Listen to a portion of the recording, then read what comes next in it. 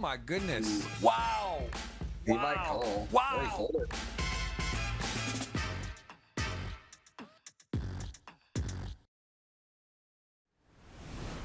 I think it ends in like 2 hours, often 2.5 hours. What's up, everybody? We are live here. We have got the pregame show. Another huge day, huge prize pool, huge guests, and of course, the man, Jungle, is in the building. Jungle, a look at his profile. First of all, welcome in, man. There it is. 14 million in live earnings. Just an absolute ridiculous stat. He's a cash game, high stakes player. But Jungle, man, appreciate you being here. How are you doing? I'm good.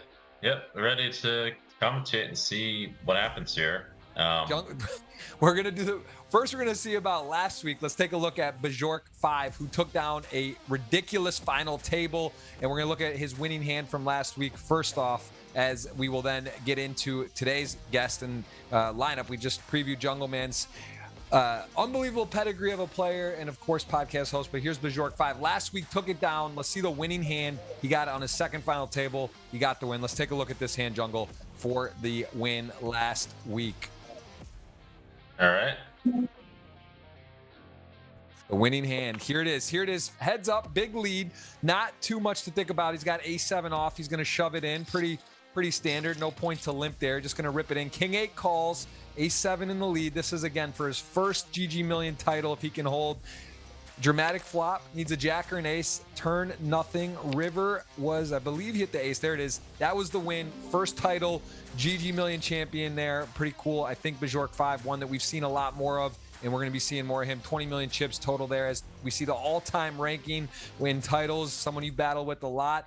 Artur Mortarizian, he is someone that is just, he's around. He plays the highest stakes tournaments in the world. None of these players today are at the final table. Who here on this list, Jungle, have you played the most with? Would you say they're cash games or tournaments? Looking at some of these titans of poker, who have you battled with the most? This is the guys that this is not the final table, is it? I played quite a bit with Victor, with there's a lot of guys I know. I played a lot with Alex, Michael a little bit, Ole a little bit, Nicholas a small amount. I played with a lot of these guys, Juan, etc. You know some of these names. We get to see oftentimes one or two even of the players. They do make the final table today. It is during the WSOP on GG. 33 bracelet events, a little bit bigger prize pool, I'd say, than the normal this week. We got like 350-ish going up top, if I'm not mistaken. And we're going to take a look at our contestants today. There are 9 players at this final table. Let's take a look at our 9th place stack here. As I said, 353,000 for first. 9th gets 50K, 5 buy-ins, 10K buy-in from Sunday. Pause, play the final table on Tuesday. I believe it's your 3rd time on the show, Jungle, so we do appreciate you being there. You are over in Europe at the moment. 174 entrants. Let's take a look at our 9th place contestant today at their profile and what they bring to the table. Leonard Miles, someone who has a ton of earnings on GG, also a very impressive live resume. I don't know if you've played with him in person, Dan, but this is a very talented player. 13 big blinds, one of the shorter stacks. What when you're a short stack at a final table, what are you generally looking at if you're gonna kind of take a shot or try to ladder? What's sort of your general strategy when you're short stacked, Jungleman? So it depends a lot on what the other stacks are. You want to look at if there are other short stacks. You want to look at where the positions are to some extent. You want to look at the prize jumps too. Like sometimes there's no prize jump for a while, so you have to play quite aggressive. That kind of thing. Yeah, this is we're going to look at the other contestants today. So again, 13 blinds. He is on the very short stack, although today there's not a huge stack, so a little more, less of a wide gap between first and 9th. So let's take a look at our 8th place finisher in 9th, Leonard. Very tough player. Really going to see if he can get cooking. Ilya Anatsky, someone else who is very familiar with the GGMillion stage, has a win, 11 final tables, very impressive, 32% in the money, over 58 appearances, and today going to see if he can get going off 20 blinds. So on 8th place, 20 blind stack. And Ilya, someone that, again, we've seen a lot of, and he is a very familiar face on the show. I don't know if that name, does that ring a bell to you, or not off the cuff without maybe seeing a picture? I don't really know this guy, but I don't know a lot of tournament players. He might be, I guess he must be a pro of some kind. from Bulgaria, right? That's not the Bulgarian flag. No, I think that's Belarus, Shit. and he is in, again, Damn 2.6 it. million in GG alone, for almost 5 million in GG earnings. Going to look to cross that mark with anything better than 9th place today. So, yeah, that's our 8th place. Let's take a look at our 7th place contestant today. Another very, very familiar face. Doesn't have a win. 12 final tables, trying to crack that. 116 appearances. That name a little bit. You take a crack at that, Jungle. How do you pronounce that? I always call him AD. Derzhip Pilski, something like that. I'm gonna go with AD. Any sports fans out there, we'll keep it easy with AD. He is in our 7th place, and he has got a lot of experience. 14 million in earnings on GG. Pretty impressive stuff. 21 blinds, a little bit ahead of the 8th place, but not much. Let's take a look at our next contestant, who is in the final table today. ElkY. This player has a very impressive resume. Actually, the #1 player in Bulgaria, although is rocking, I believe, the iron flag might be just where residing at the moment. But that is 13 million in live earnings, including a $2.5 million cash. So ElkY, someone who is super experienced, super dangerous, and has 35 big blinds. As I mentioned, a little bit tighter today from the middle of the pack. So a lot to play for. Does have a win and not so many appearances in the GGMillion. So a very impressive resume off of a shorter amount of appearances compared to our other players. Let's take a look at our 5th place opponent, who ElkY 99, only 1 final table, 3 cashes, 16 appearances, a little bit on the less experienced side, not a real name player. So we have someone that we don't know as much about. We'll call it mystery player today, ElkY 99. So not much on him. I doubt you'll know who that is. You don't play a ton of tournaments online, and someone that we haven't seen a ton here. Let's take a look at our next player today, Barack. I want to spend some time on Barack because he is on fire. We've seen him here a lot recently, got his win as well, and is just constantly a force here on the show as of late with 95 appearances in Jungle. He is regarded by many as one of the more accomplished, stronger, high-stakes cash game players. Could you maybe speak a bit about Barack's game and what you're familiar with him? So I have played quite a bit with this guy. He's got a bit of a mixed strategy thing going on, where he takes some fairly unconventional lines, and he's more on the balance side. Plays pretty close to GTO, I'd say.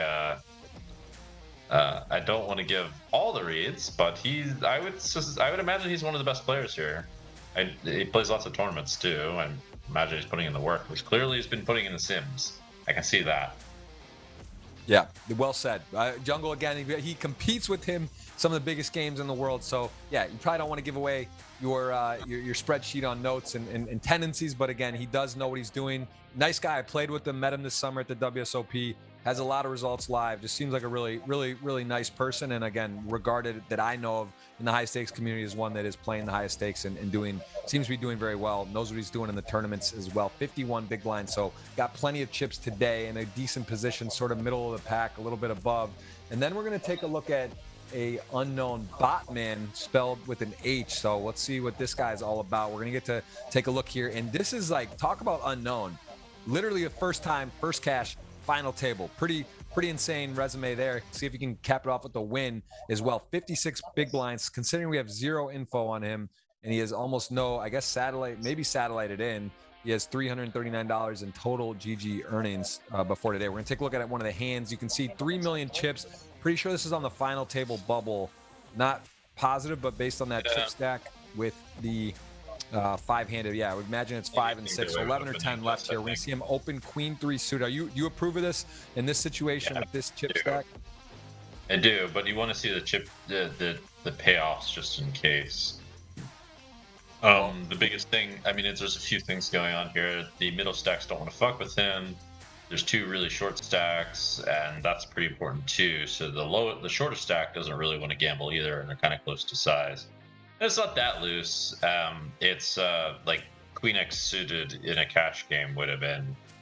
I mean, some Queen X suited is open on the cutoff, right? So it's like not that crazy. I would open it. I think it's a good open.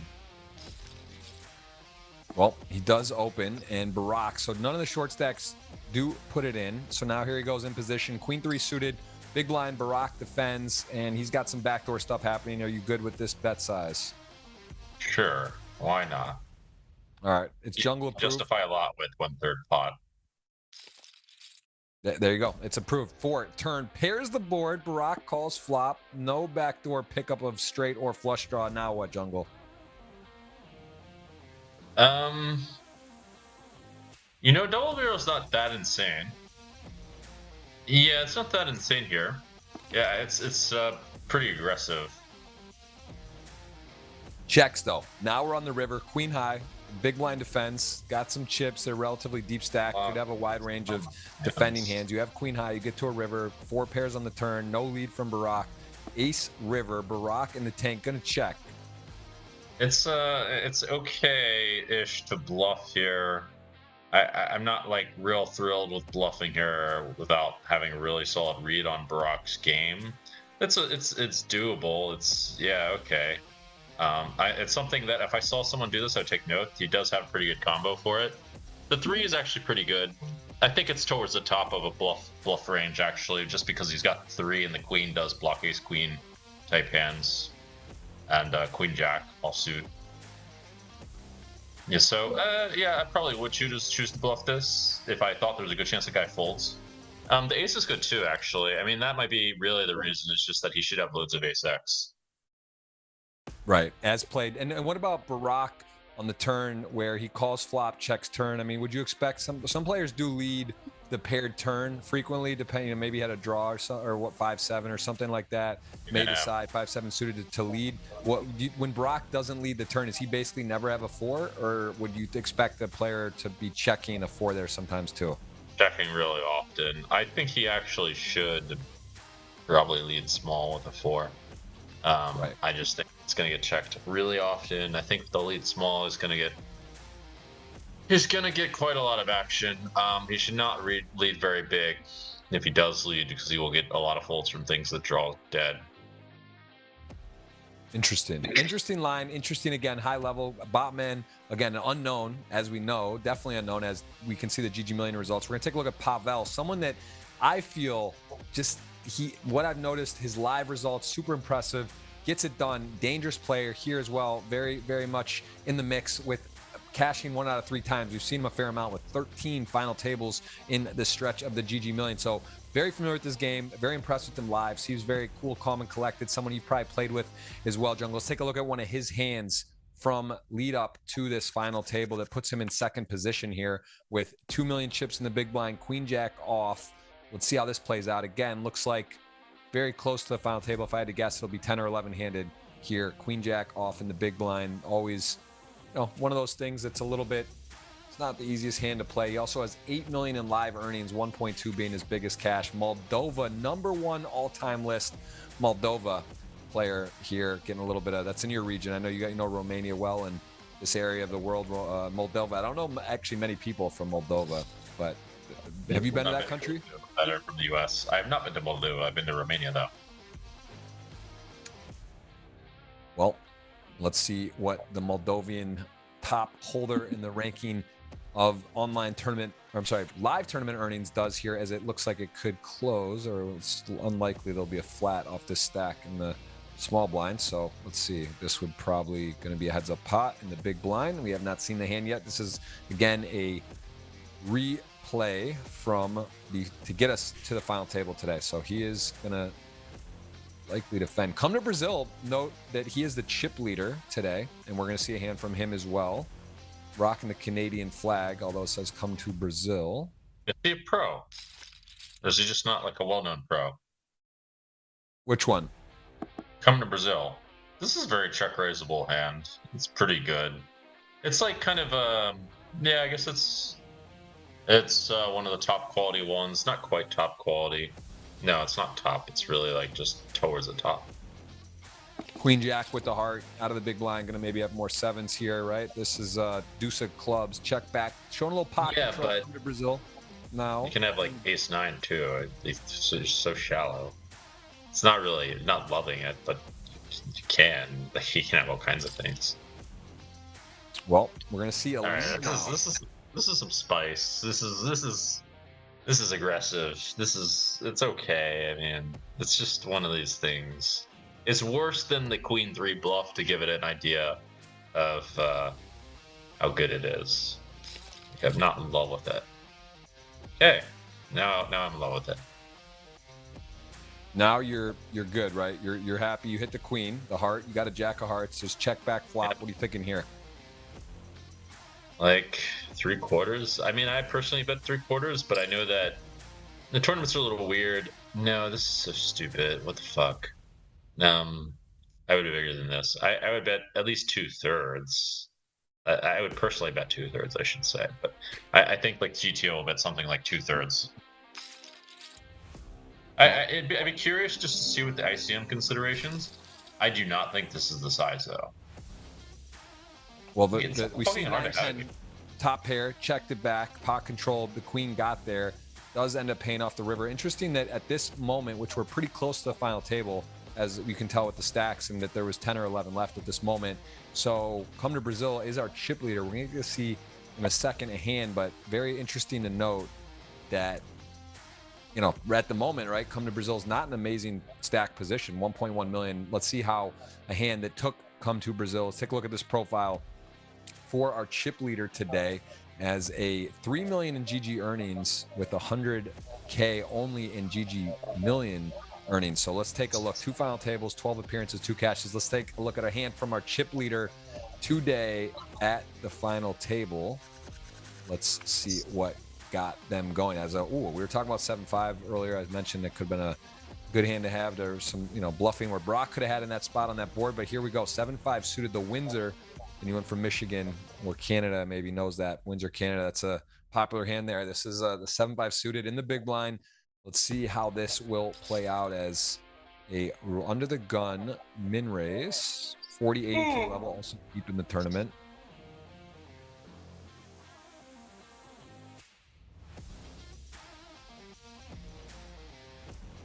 And Leonard in the tank, as also makes it to the final table today as the shortest stack. Doesn't get involved, and here we go, closing the action. Pretty straightforward. Gonna call, though you're a little bit short, right? I mean, got a call here. Closing it. I'm not folding this. Yeah, me neither. I'm a bit crazy with this stuff. Let's look at the stack sizes. Sometimes it can be a fold, I guess. Well, yeah, I don't think so, man. Yeah, check the flop of 8-7-3, 2 hearts. So you flop middle pair. It's what we're playing 6-handed poker. Hard to make a pair and hold them. And the range of the under the gun player, obviously a little bit stronger, but gonna still have a lot of big cards too. Not necessarily an over pair. So all right, start with 420 in the pot. What do you like from DM here?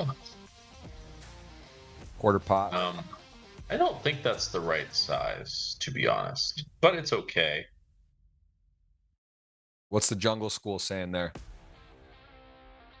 Well, it's not a size that really hits him very much. It's okay because the other guy is not going to check raise enough. So it's okay to oversee bet in his spots a lot of the time. I know GTO is going to bet bigger. It always sizes down because of the ICM stuff. But it's going to be bigger than a quarter pot. I know it's not GTO. I'm like very sure. The biggest thing is that, yeah, he has a range advantage, but he just doesn't have it very much. And it's not like an overwhelming range advantage. Yeah, so now he checks 280. So to follow through, I mean, obviously we don't know the hand for DM here, but we got a nice hand with the trip sevens, effectively the nuts, not quite the nuts, but very feeling good. And is there any reason to raise here? Always just call, right? Very draw heavy board. I might do something cute like min raise. I'm trying to think. I probably would not raise. King of clubs on the river. So stack to pot ratio less than 1.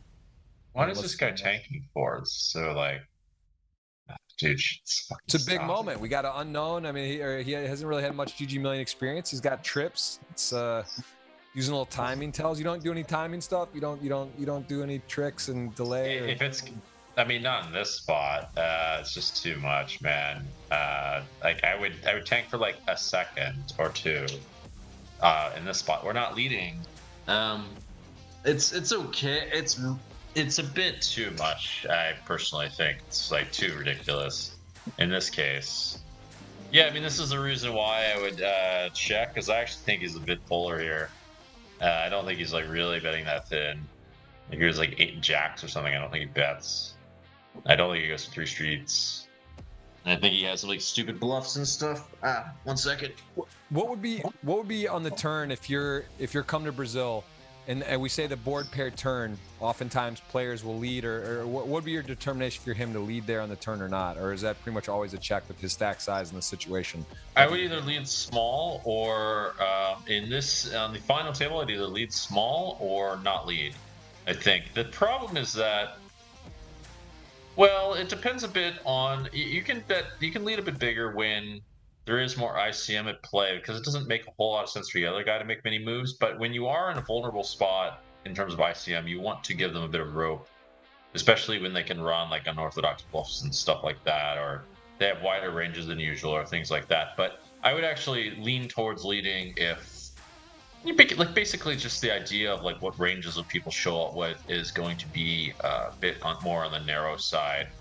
And they're just not going to find like a bunch of insane bluffs. Then you want to lead, because like it's the same principle of the more people check, the more you want to bet yourself. It's just that principle. Now it's applied to the board pairing, because the board pairing people are going to check a lot because you have trips and stuff. So yeah, so when there's lots of ICM considerations, you want to lead, but you probably don't want to lead super big. You probably lead like anywhere from 40% to half pot. GTO is actually 2/3, 3/4. Interesting, very interesting. Well, there we go. We see a chip back coming to Brazil.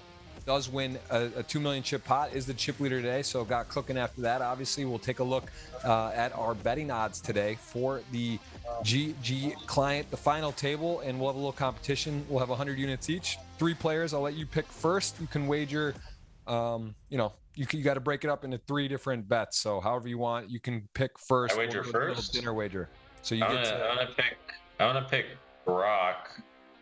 He's I don't know what I have to whatever to like figure out what really the good prices are. Yeah, I picked the first. No, we alternate, right? I pick Barack and then you pick someone else. Yeah, but you got to bet how much. You got 100 units, so you can bet. You could bet 50 or 80 or 20. You can choose. I want to go big. I want to bet 30 on Barack. 30 on Barack. All right, fair play. I will take. Oh, wait. I want to bet 50 on Brock. 50. All right, 50 on Brock. You got 50 yet left between 2 players. I'll take Pavel, and I will take. I'm gonna bet 60 on Pavel. I feel like today's his day. Go ahead, your pick. Who's the guy that's due? I'll pick the 25 on AD. Okay. You got 25 on AD. Nice odds. Going for a big score there. I will take Alex Kulev for, what did I say, 60. I'll take 20 on Alex. Okay. I will take. I don't know if any of these prices are really that good. Yeah, come to Brazil, man. I feel like come to Brazil is going to punt it all. What do I know? But you got to bet. You got to. If you bet 20, you wouldn't get your 100 back even. So I don't know how much you have left to wager. You might have to go 25. Okay, so you could. So it'd be like a stupid hedge. I see. So I want to pick this Leonard guy. He feels like a wild card. Wow, you're going for the big score, the long shot experience at a price. I like that that strategy. Or light plus EV when those get there. All right, I'm gonna take ElkY. I'll go for my long shot, my last 20 there. So I'm looking for a score on that. And again, if one of Jungle players wins, you will get a $50 ticket for that giveaway, which we'll do later in the show. If one of my players wins, it'll be 100. And I want to remind you, on GG, there is a retweet. You guys have a chance to pick the top 3, guess the top 3. Doesn't have to be the right order. And that is a $100 ticket. That is there. I'll get the link in the chat for you guys here shortly. I got to get my picks on that as well. I got to put out a tweet, give you guys a chance for cash, tag Jungle in there. We'll get some energy going. We're gonna be talking about pricing as well. I want to ask you, Jungle, what do you generally like with the chip stacks, 13 big blinds, 23-1 with experience. Do you see value in that? Do you think that like where do you? The pricing is so interesting to me at these final tables and how they come about it with the stacks and the distribution. What are something to look at for value at a final table with betting if you get these odds just that jumps out at you? I mean, one thing that I wonder is you want to look at the extremes generally because those are the harder ones to approximate when there's more margin of error. So that has to be a given. The value's got to be where the extremes are at virtually all the time, right? So there's that. I don't know how they factor in the skill level of these guys. So there's that, and then if they don't factor in, you kind of have an easy point where you know that coming to Brazil has got to be really looked at because he's not going to be the same skill as like fucking Barack, right? So there's a really high chance that he doesn't perform as he should. Yeah, so that's pretty much what it looks like. If skill is factored in, then you need to consider who is underrated and who is overrated, sort of thing.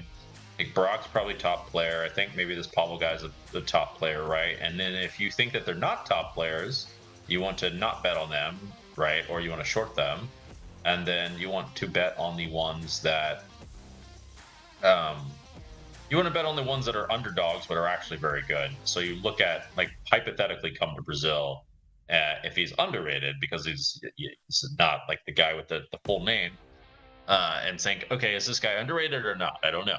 And it'd be that kind of process. So extremes, and then do they factor in the skill level? If they do, if they don't, then you look at the guys immediately that don't have the names, and then if they do, you look at you also look at those guys and you decide if they're underrated or not. Yeah, that's a good point. I think where the value is, they definitely do factor in results, and I don't know the exact formula, but there have been times where Adamo was like in 5th and he's priced better than 3rd, stuff like that. So I think they do have, there's a formula, just like in sports and computers, and they find ways to price people accordingly, and also with bets. So again, it's fun. We got a wager, we got a little dinner on it, see who can perform better here overall, how this works out, and then we'll have the audience, of course.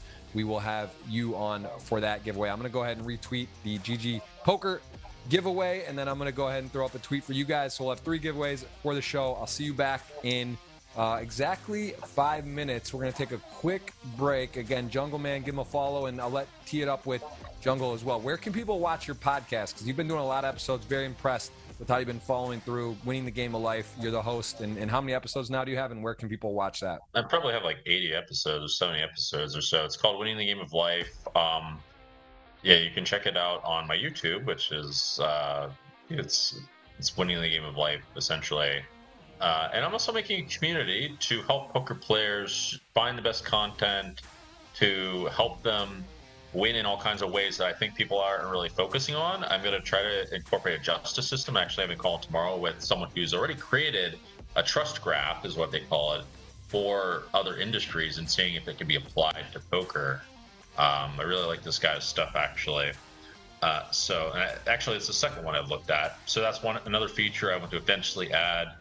But yeah, I'll have a lot of features that I just think that people haven't really focused on. And that's really the idea, is it'll be more like a complement to what already exists out there, of the myriad of coaching information, and to help people find the best resources to actually succeed. I love it. Listen, we're going to talk more about that. We're going to have a nice show. We're going to play to a winner. No deal making available. Big names, big guests, big prizes. As always, GG Millions. We'll see you guys back in 5 minutes.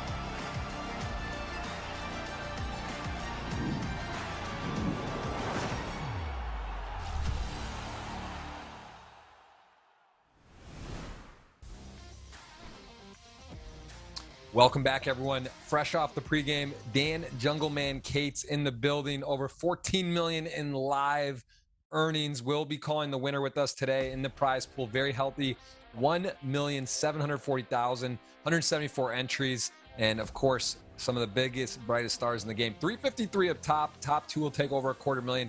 5 buy-ins for ninth. No deal making. This is from Sunday. Place to the final table. We pause and finish it out. As again, Jungleman will be calling the action with me today. We're going to see who gets to be GGMillion champion as 68 blinds all the way down to 13. Little tighter than normal. I'd say the top, 2, 3, 4, 5 stacks, 4 stacks are pretty healthy. And then the short stacks still, other than 13, everyone's got 20 plus. So a lot to play for. It'd be interesting to see how people go aggression wise and how it kicks off here as we see the interesting. It looks like is that Dominique Nietzsche? They put him real name in there. Interesting. Was that come to Brazil as Dominique? Is that what just happened? Am I seeing that right? That maybe he got real named as it's not come to Brazil, it's someone else. Okay. Come to Brazil is come to Brazil. Maybe it's 2.7 million? Is that Botman? Probably Botman, I believe, with 2.8 million. Yes.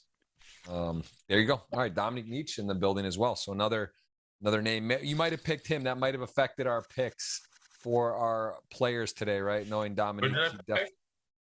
I would have picked Dominic, I guess. So if they factor in skill, you would auto pick guys like, that are obviously top players. They should factor in skill, at least according to themselves. If they don't factor in skill, you actually still look at the extremes, like the guys they consider the top, if they're not as good as they say they are. Well, you look at kind of everyone, but you'd start with the extremes. If you think he's not so good, you short him if you can. If you think the other guys are unknown or are better than they are, then you pick them. Makes perfect sense. I mean, Dominique, again, someone who just seems to get it done, has a ton of results, has some really interesting software as well, runs programs, and is he's a polarizing guy in the poker community. Obviously, the main event controversy, there was some talk about that on the side. Computer, where do you take, as we see a hand jack 8 suited to a6? I just want to know quickly before we got one of the brilliant minds of poker on there. Where do you draw the line? Should no phones be allowed? Should there be nothing available? Like how now technology is so prevalent, so prominent. How do we defend against it? What would be your way to go about this? No phones in the hand, man.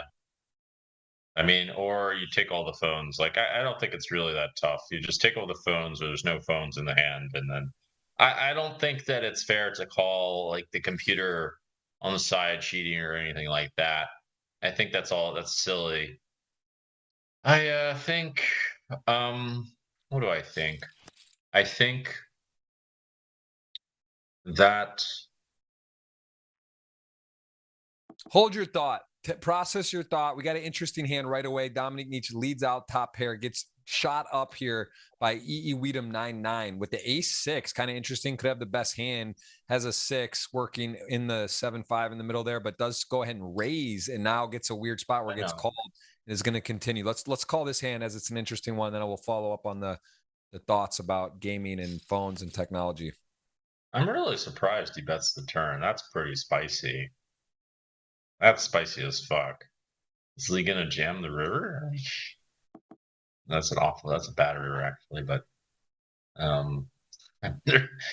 would think Dominique is going to fold if he jams the river. It's like, well, I'm here now. I got the ace-6. What am I gonna do? Yeah, I don't know about that play, man. I would have played that one wildly different. Not even I would find the barrel on the turn. How do you get in these spots? I would not have raised the flop. I would not have raised the turn. Maybe raising the flop's GTO, but I'd personally not pick that particular spot because it's not like you get many good turns to bluff for one thing, and you don't really want to just bet and give up too much against like a good player. Like they're not gonna like pull too much to flop raise. Interesting. Right, interesting hand. Dominic 3.6 million going to get first sort of crack at actually chip lead now in a whole new position. Also went from Botman to Bruce Wayne revealed. We know who it is. He's got the Batman logo. It kind of backfired there. He's just instantly now Dominic Nietzsche. So that's interesting. Botman, man. change of events. But tell me about, all right, talk to me about how you would combat, like, let's take the main event last, the winner, 10 million. Dominic was on the rail. He's you know, they're talking hands in between and looking at stuff. What are your thoughts on that? I don't want to spend too much time on it. Just curious on where you stand with that. That in between hands, it seems okay. If you want to make a rule, you got to make a rule. But I think some of these things are too hard to enforce. You might as well just like let them do it, especially if they don't make it that much of a difference. I think this guy's got to bluff this turn, actually. Yeah, I don't think he should. Yeah, nah, maybe not. It's kind of close. It's a little bit ugly since, well, it depends on how the guy perceives him. Well, eights, take it down. Pavel going to get off to a good start. So the chip leaders, some of the bigger stacks, picking up chips, separating the gap as we are still nine-handed. Going to play to a winner again. Some big names. We have mentioned Alex, #1 Bulgaria all-time list. Brock Wisbrod plays the highest stakes. Cash game's been a force here. Dominic Nietzsche needs no introduction. Pavel, we mentioned great player. ElkY also up there, and Leonard over 5 million in earnings. So very, very accomplished table today. Dominic now takes the chip lead. Two of the bigger stacks, nines flat in the, wow. I mean, talk about a flop. Jungle. We got top set versus top pair with the nut flush draw. Two of the bigger stacks, though. Two players that definitely know about ICM, pot controlling, and of course, high up in the ranges. But be interesting how high they feel they are, where you've got top with the nut flush draw card in top set, just calls, and that is a 4-line to a straight all of a sudden. Would imagine not too many chips start going in, right? Both players sort of have interesting hands with showdown. I mean, top set is now a little bit more worried and a check back. So I doubt we're going to see that big a pot here all of a sudden. That definitely had the making for a bigger pot.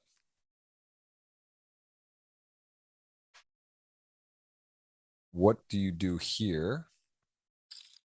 Top set of nines goes for a blocker bet.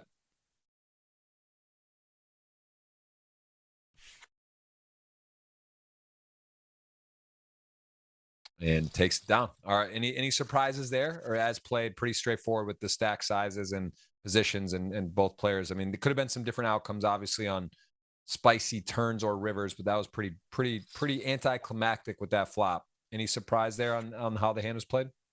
Not really. I just personally like betting the flop, but it's certainly fine to check. Maybe even GTO, like GTO does do some funny things like that on the.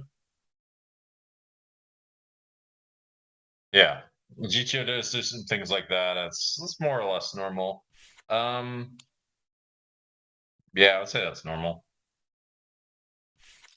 Also, shorties that makes for a more interesting table. Yeah, I mean, again, chips sort of getting shuffled here. The big stacks have accumulated more chips, but no one, I mean, Leonard is short. He's got about 12, 13 blinds. No one critically short. We've just seen a few hands so far. A couple nice hands here. Queen Jack suited facing under the gun. Come to Brazil, of course, going to be opening a little wider, but still one of those tricky ones, right? You're sort of 20 blinds, Queen Jack suited against under the gun, nine-handed, and he is going to jam. I am a bit surprised here. Must have a read that Come to Brazil's opening crazy wide as a shove there. And again, pretty live though. Queen Jack, that is going to need runners. Club, Jack 10, not the case. Ninth place, AD goes out. So many final tables, no wins. I mean, that did not seem conventional there, Jungle. This is the stuff I'm not really sure about. I personally would call.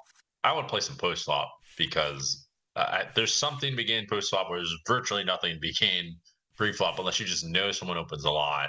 Then there's something, but it's like, at least this is how my mind works. It's like, where's the value most likely to go, and then I look there, and in this case, there's more likely to be value by calling, I think. But there are some weird things that have something to do with how ICM works, where you're not really supposed to cold call. That's not really my expertise, and I don't think that's one of the spots, especially with the pay jumps not being so drastic. Yep. Yeah. So, well, I don't think they're drastic with 9 people precisely. I would think that you could get away with calling, and even so, like this would be one of the situations where I'd want to like check the EV differences between call and jam and the overall strategies. I don't think it's a huge deal, but I think it's a little bit too spicy from that guy. It felt extra spice. He might have been fired up that you're on the show. You are the Mr. Spice in the poker world. So I don't know. People might be doing little extra plays today. That is our 8th place finisher. And here we go. Jacks to 8s, 2 pretty strong hands. Again, under the gun versus the big blind. Barack just calling. And wow, that is a wild turn. The 8 has arrived. It looks like my set's getting thrashed here. First of all, I personally don't bet the flop here. Like, this is like, it's whatever. You can do it, but it's not really that good. You don't protect against that many hands. You don't protect against all the Jack 10, all the Queen 10, all the Queen Jack. Those are the things you want to fold. Now this guy's fucked out of this planet. He's either going to jam or call. And, yeah, so it actually seems like a decent one to jam too, right? Because you're like over pair to the board. You could have Jack 10 or diamond, like some kind of draw, and he's got the jacks. He's under rep, but I mean, it's just you cover massive big bet, tough spot. Very curious what Brock does. Goes with the call, well, diamonds. He gets saved. Wow, such a fucking bad card for jacks. That's such a fucking bad card for jacks. Yeah. Yeah, it's I mean, Alex though just loses to the flushes now, has a diamond, gets called twice, gets checked to with the SPR of 1. I mean, does he think Brock would ever check a flush here? Yes, he would definitely check a flush here. A bazillion percent. A bazillion percent. You don't want to leave a flush here. I mean, it's also because it's the ace of diamonds that's important. And an ace came, so this dude's bluffs are for sure gonna like. There's a really high chance he bluffs, and there's a really high chance that happens. Yeah, I would have thought that jamming the turn with jacks is better, but I could totally see how it might not be. I personally would have. I was like working super hard on my game. I would like note that spot and then look up. Okay, jam better than call, but I would have thought it's like good enough where you just want to jam. He got saved massively. Like if that river was like a 4 or something, he was losing all his money. Yeah, definitely a run out of sorts there that could have been different. But again, we've had some action. We saw a wide Queen Jack suited shove on the button versus under the gun raise. Come to Brazil is your leader. Start of the day is such that Dominic Nietzsche has been kind of funny from Batman. He's got the Batman, undercover Bruce Wayne, if you will, into now his real name. He's been revealed, and he is in there with a big stack and basically tied for second today. Very tough player, going to be exciting. Adds a little extra firepower to our confirmed lineup today. As we said, some big names in here. Welcoming Jungleman, Dan Cates, the host of the podcast Winning the Game of Life. I believe, your second ever episode on there. That was fun, and you've had some great guests and doing a great job following up with that. As you know, podcasting not easy. Scheduling guests, timing, traveling, all that good stuff. So it's been fun. Have you enjoyed it overall? Like, are you happy you've done it, or has it been like, wow, like what did I sign up for? I'm happy I've done it. I've slowly gotten more of like something like a god's eye view of what's going on in the poker world and where like the areas need to be helped. And that is, it's actually kind of aligned with my mission. So that's what I'm looking into now, and a big part of the focus. And I made the focus. I figured out what the appropriate focus is that can also encompass about a lot of other things. My focus, by the way, is to help the poker players have more finance. One of the first goals is actually to help poker players have more financial income and to help attract more recreationals to the game. Basically, to make poker a greater than zero sum game for a lot of people. What the fuck happened here? I don't know, bro. Like, no. I don't like this kind of shit. No, this is fucking ridiculous, man. That's a crazy shove under the gun. In the 4-bet jam, ace 10 suited. This guy's playing wild, man. Well, not only that, but he gets completely fucking owned. Like, the guy jammed ace 10 suited with like no chips left to a 3-bet versus under the gun with, yeah, what the fuck? Like, apparently this guy's insane. Like, stuff like that, I would, yeah. I mean, it's a completely terrible stuff like that happens. You're saying to 3-bet the king deuce suited, or to jam the 4-bet to The 3-bet the king deuce suited. Well, it's apparent that his image is wild, right? Based on the queen jack suited 20 blind jam from his under the gun raise, that someone 4-bet jam ace 10 suited to under gun and a 3-bet. So yeah, you would think, some people just can't help it, right? They can't wait. But he may know he looks wild. How is his table image? And he's still just like, I got the suited king gapper and I'm taking it upstairs versus under the gun. So let's see. This could be a very fun final table. If you want spice, we got it. Hit that thumbs up, subscribe. That is part of the giveaway. Also on Twitter, GGPoker, you can retweet. $100 opportunity. Guess the top 3 finishers. Doesn't have to be in the right order. First person to do that in the correct order, in the correct top 3 will win the $100 ticket. You must be subscribed, must be following, and we will have a giveaway later in the show for you as well, where we will give a $50 or $100 ticket based on our predictions of the winner. Jungle and I drafted. We'll remind you of who that is in a minute. As come to Brazil, queen 9 suited, 2 overs, leading the hand. Pavel did flat the small. Ace 4 suited has the best hand. So yeah, I mean, clearly people think he's really crazy. I mean, he can't help it. Okay, that's a problem that he should consider fixing somehow. Yeah, but basically the goal of my community is to help poker players have more money, to become financially free. And the idea is that they hopefully use that money to do some good things with it. But the first steps are at least, make it so that poker is a more viable route to make money. Okay, this is fine. You can have quite a few things. You can have slow played over pair. Wow, okay, so Pavel said he's done give a fuck. Man, everyone seems to think this guy's crazy. So this is not a standard call. This is not a hand you really want to call with. It's kind of hard to have it here, but he can have all kinds of things. He can have flushes too if he really wants to. He can have I mean, he kind of got owned there too. It did get owned there. This is not a standard call at all. And yeah, you could have had like ace 6 too. Well, yeah, as we said, we're gonna get to see potentially an interesting final table. And Dominique, a very observant player, is gonna call ace 10 suited. Got to feel decent about considering the player's a bit active. Of course, it's still hard to make a pair. And here he goes. Ace 4 suited, a lot of potential, completely whiffs the flop. Going to start with a check. Dominique with a gut shot to a straight and the current best hand and best position. I like Dominique's chances here. 3 of clubs, only going to strengthen that with a nut flush draw, and maybe come to Brazil just decides not to go for it, right? Sometimes you just have to just decide not to go for it. Let's see if he's going to abide by that. So he does show discipline. The ace-x hands like this are like some of the worst hands to turn into a bluff. And it's a pretty ugly spot for it. Betting here would be really, really crazy. Be a pretty big exploit to bet at any point here. You just check and hope the guy just decides not to bluff ace 4. Or ace 6 or whatever. I don't know what's going on here. No. Oh, what the fuck? I mean, from Dominique's perspective, though, it's kind of hard to have the best hand there, no? A little bit? Like, he's going to, like, what is he, other than that specific candidates? I mean, I guess he's a little crazy, but, like, really, he's going to have, what worse hands does he have? Suited aces and... Open that. The shorties have to play kind of tight. This ace 4 should be, yeah. I was saying no to the come to Brazil bluff.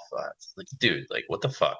Well, it's also got a gut shot right now. He is in a position to knock out a player, Leonard, on the ropes, but has a good situation to the river, and it is a 7. That is he put the 7. He didn't need it. He had to fade the 5 or the ace, 1.4, and that is not good news for the table because he is one of the shorter stacks, now doubles 1.4 million, and it's going to make things a little tighter, a little more uncomfortable, and again, a very accomplished player with some chips. So we are still 8-handed. We've lost 1 player through the first 25 minutes, Jungle. We are going to see a battle today. This feels like it's going to be a spice final table. I just think as long as come to Brazil, it's got some chips, some ammo. We're going to see some pressure. What else he can do? Who's the guy? Yeah, there's been some spice already. The A6, we got this result is stuff. King 2 spice, major spice is far from GTO. It's not the spot, too. It's like not the spot, man. For all kinds of reasons, and then it gets owned. Jesus Christ. Oh, here he goes. King 10, ace queen off. Alex, probably one of those hands where, you know, it's just so going to be so far ahead of the range here, but do you really want to get into a blow up the pot here? Maybe a guy's a little extra stickier or plays a little crazier. Do you want to just go post flop, be out of position, or do you roll the dice and inflate it here with the best hand? I think he should call. I believe that's the best exploiter to play in this spot. And also good for the ICM reasons. He doesn't want to get too crazy with ace queen. With like a bunch of shorties on the table and all of that, and here he wants to call flop, call turn, maybe river.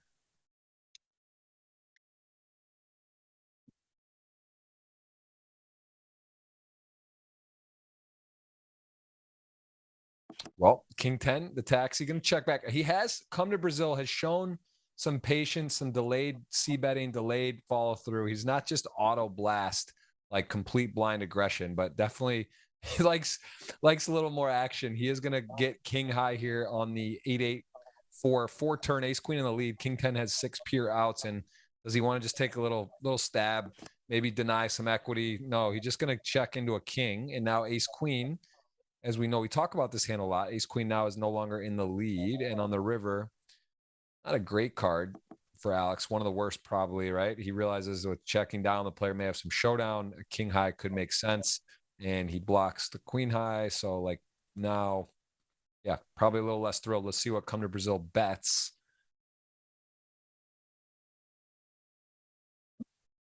Definitely bet. Yeah, Bet. I think bigger. Maybe Check like would be 200. pretty. Yeah. Oh, well, yeah, no, it's a clearly half pot situation, for fuck's sake. Come on, man. He's got all the bluffs on the planet, and now he wants to bet half pot, and he's got the king. To be fair, he has lots of king X, but I would bet bigger than that. Right. A little more polarizing. All right, we got Jack 9 suited, King 9 suited, 2 real hands suited, blind on blind. Goes for the 3X, Dominique. See players limp. Definitely a hand he's not going to want to limp fold. Jack 9 suited does flop. Nothing for either player. King high in the lead, both with backdoor flush draws. Some people are, what up, Sneaker Bro, Carlos? Some friends in the chat, new faces, familiar faces. Let us know where you're watching, where you're from. Want to know where the giveaway is. We will have more info on that later. And there's also on the tweet. I'll put that in the chat. There's $100 available. Jungle, if you can, let me put that link for you too. Maybe you can let your followers know you're live. I tagged you on it. Put a link on Instagram too. Is there a recording of it in case people watch? Yeah. This is in the archives. We're in the history books. You're back on it again, and you are in the GG Millions. This will be archived. And during the WSOP, 33 bracelet events going on from now till the end of September, I believe 30th. And the main event, of course, 5K, 25 mil. Are you gonna get to play any of this? Are you gonna play any of these GG high rollers or main event? Are you gonna get to play while you're traveling? Maybe. The problem with tournaments is that they fuck up your entire schedule.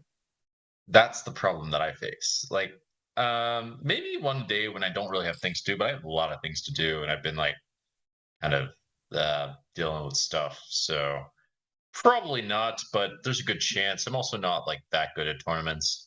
This ace 5, you know, people are doing some things that I find a little bit surprising. Okay, sure. He shows the 7 of hearts. It's not really a card to show. Yeah, it's not a good card to show. Like, he's basically saying he has it, right? A lot of the time, anyway. Is he going to check raise 9-7 of hearts? Like, I don't even know if he has that. 6-7 of hearts. Okay, there we go. I guess he should check raise that and blast off. It seems reasonable. Well, this is EE. This is going to be, I mean, not a tough decision, but again, EE Weedham's been showing some moxie. He's been showing he's playing aggressive. Let's see if he's going to induce or go for what, a 20. That's still like 20 something blinds with 10s. Pretty nice spot cut off for a small blind. I think he's just going to go all in. Yeah, there's some c-bets that, whatever. I mean, they're just whatever, really. I'm not a huge fan of c-betting things that are just forced to check and give up on the river, but you need some of them. That was I'm glad Pavel showed that. Well, again, decently fast start. Seen some all in, seen some action, saw a double, saw a knockout. We got Jungle who demands spice, doesn't just want it, he demands it. Players are giving it today. We got A7 suited on the button. Pavel with a nice hand, although for the implied odds in this situation, not super great for tournaments with I'm 7, just 8 suited. I'll try not to interrupt you. I'm just curious to see what other moves these guys have. So far, Come to Brazil guy has not played particularly well. And then the EE move, I'm not a real huge fan of either. But we'll see what else is going on. You never know. It's possible the dude. I haven't definitively said Come to Brazil is insane, but it looks like everyone thinks he's insane based on the things I'm seeing. Yeah. Well, this is another Pavel check mark here. He turns the 8 high flush, had the best hand on the flop, out flop being dominated, going to come out for a lead. A7 suited, not much to do here with this particular holding. And I actually like a check with this specific combo because he blocks a lot of the calling range, and you do want to give the other guy a bit of rope, and you do want to like be able to do things like overbet turns and stuff like that, or overbet rivers and add bluffs in that spot. It's very, very hard for players to defend against that. They need to basically like say that you're bluffing too much and call you. I personally would have checked the turn. And just because it has blocker potential or blocks a lot of the call range, I think it's just a superior line. It's not a huge deal. Again, it's like one of these things. It's just not a huge deal. If you look at the sim, it might say like, "Oh, you shouldn't do that" or whatever. But I don't think it makes much difference. Big pot here. ElkY going to shove, wakes up with the ace king in the big blind, does out flop, needs to hold on, turns dead. So Leonard just found some chips, was about to parlay on that long shot bet, would have been looking really good with 2 mil, but now back to 700K, 6-5 suited. ElkY takes the aggressive maneuver first in.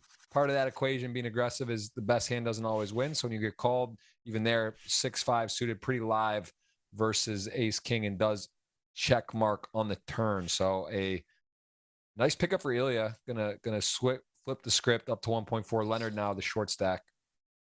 It's an interesting fold from EE. This is some of the stuff I'm not very good at. I think it's probably correct, as I had to guess.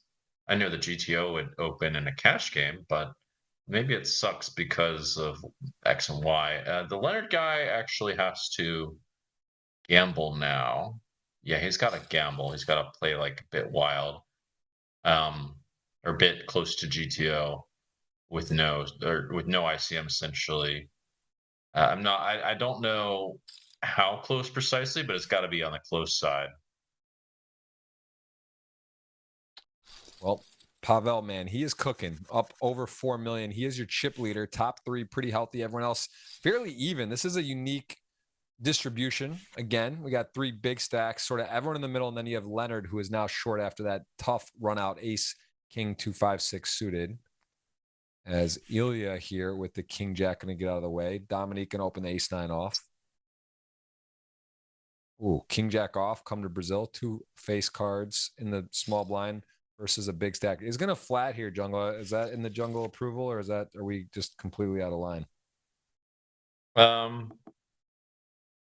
No, that seems fine. I think flat for sure.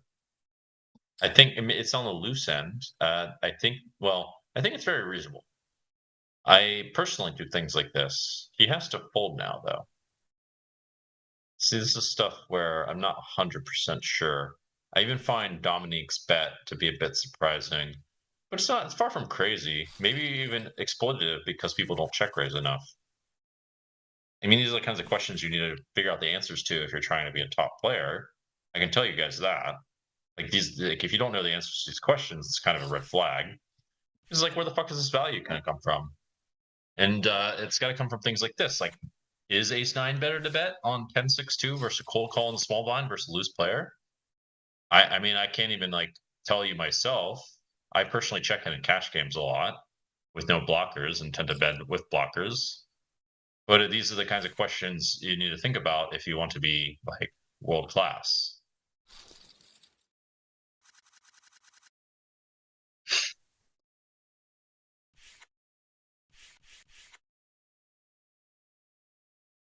Yeah, we are gonna again play to a winner. Seeing some absolutely new faces and absolutely familiar faces, which I love. And again, let us know where you're watching from in the world. We got Jungle, who is just Mr. International. How many flights you think you are you going to do more short trips this year? Or are you going trying to be more in spots for periods of time? Because you do hop around. You really do get moving. I'm actually just divided on that. I could see it's a little bit more feasible for me to hop around now. I don't like Dominique's play. Actually, I, I mean, it's hard for me to disagree with this guy because I know that he runs lots of sims. In this case, I'm a little surprised because I would think that he wants to flat bet, but the deep, so it's a bit more reasonable.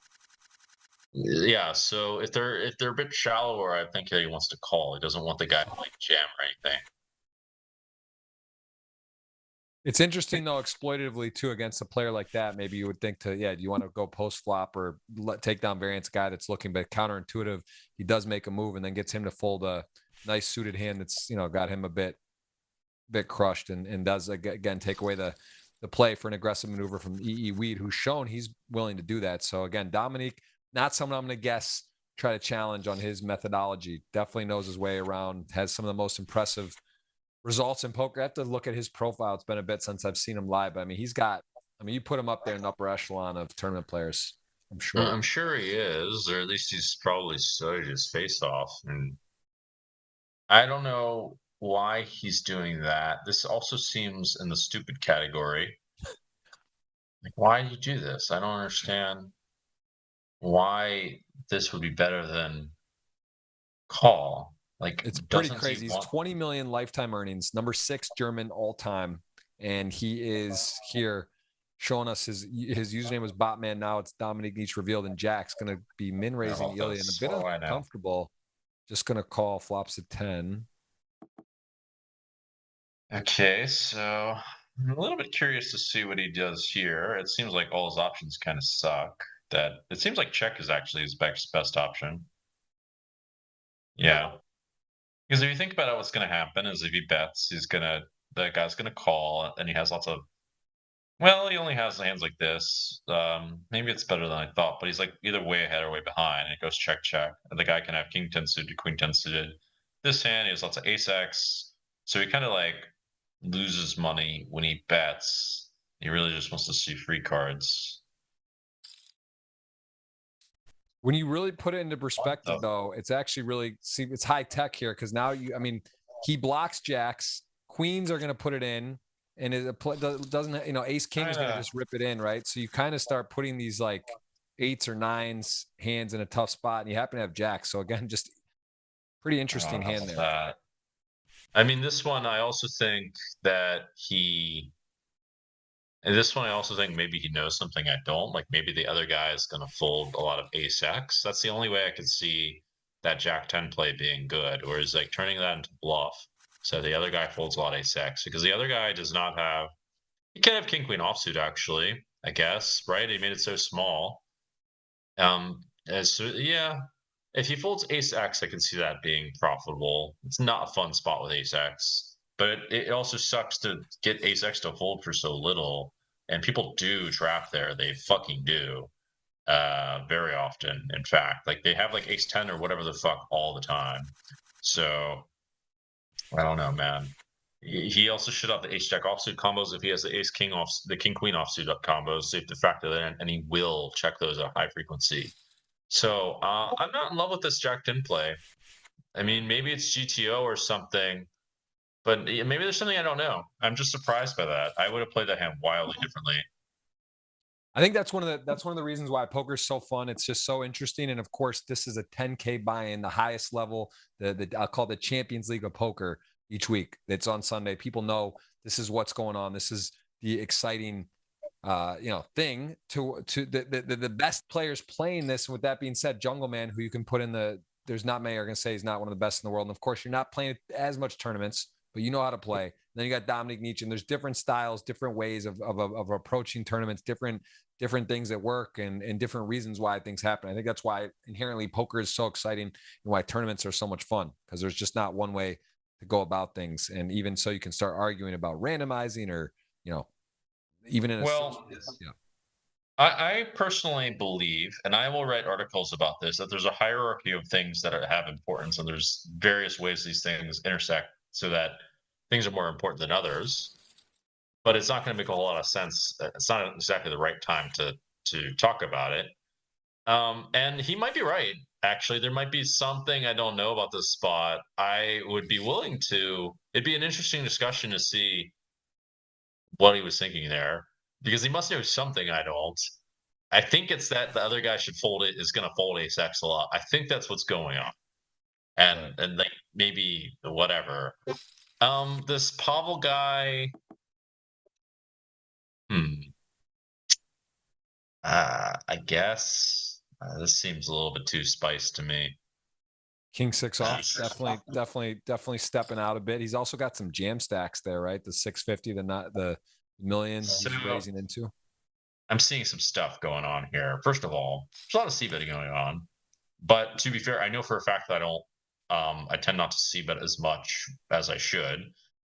People are picking like kind of the worst combos to c bet, and I don't like this open. I'm going to veto this open.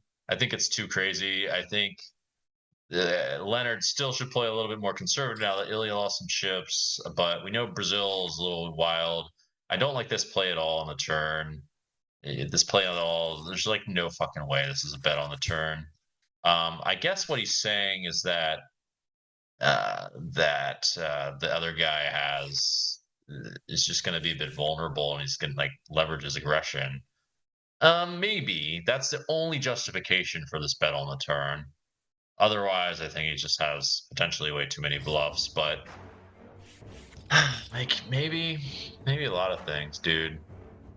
They got Jungle talking today, boys and girls. Jungleman is literally in the tank. He is questioning what's happening. I think he might cancel plans and just start playing tournaments, the bracelet events remaining on the WSOP, because he's seeing wild things happen here today, and he is processing on what's going on. This has been a super spicy final table. I got to say, there's definitely stuff that I'm unused to seeing, and I think there's a big dynamic here on why that's taking place. But this has been very interesting final table. I hope you guys are enjoying. Let us know if you're enjoying.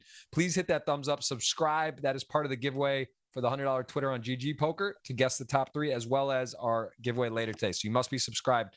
And I am just checking out the Dominic Nietzsche 4 million cash, best live cash, 20+ million live earnings. Crazy. Jungle not far behind with 14. You actually gave me a bit of an idea. I'm not going to sit here and grind tournaments, but I can still learn. So what I'm going to do is I'm going to take a note of all these situations and have an expert in my community go over them and comment on them. So that's what I'm going to do. That's what I can do, and also make content for my community. Because now I need to like think of ways to be creative. The only thing is I missed the action of this hand. It looked like the 5-4, the 5-7 must have bet the turn, or was there c bet on the flop? But no, there couldn't have been. It must have been check flop. Oh yeah. I mean, maybe my sizings are off. Like, oh man, this is like gotta be some break-even bluff by Dominique ish, where he's just decided he has enough of the right hand to do that. King Queen has got to be okay. Interesting. Yes, so there's lots of stuff going on where I don't 100% know, and this is where my knowledge of short stack and tournaments isn't ideal, but I can make content and learn and comment also all at the same time. Jungle, I mean, you're a student of the game. This is, I say for myself, for me, this is the best thing I do with poker for learning, is because it's in a way, it's like a forced study session. And I hate saying forced because I love it. I enjoy it. And I love seeing the best players and seeing stuff that constantly I'm seeing things where I'm like, wow, I would never have done that. Or I wouldn't even consider that. Why is Dominic doing that? What is happening? Is it an exploit? Is this new GTO? Even really small 3-bet sizing, started to see more of.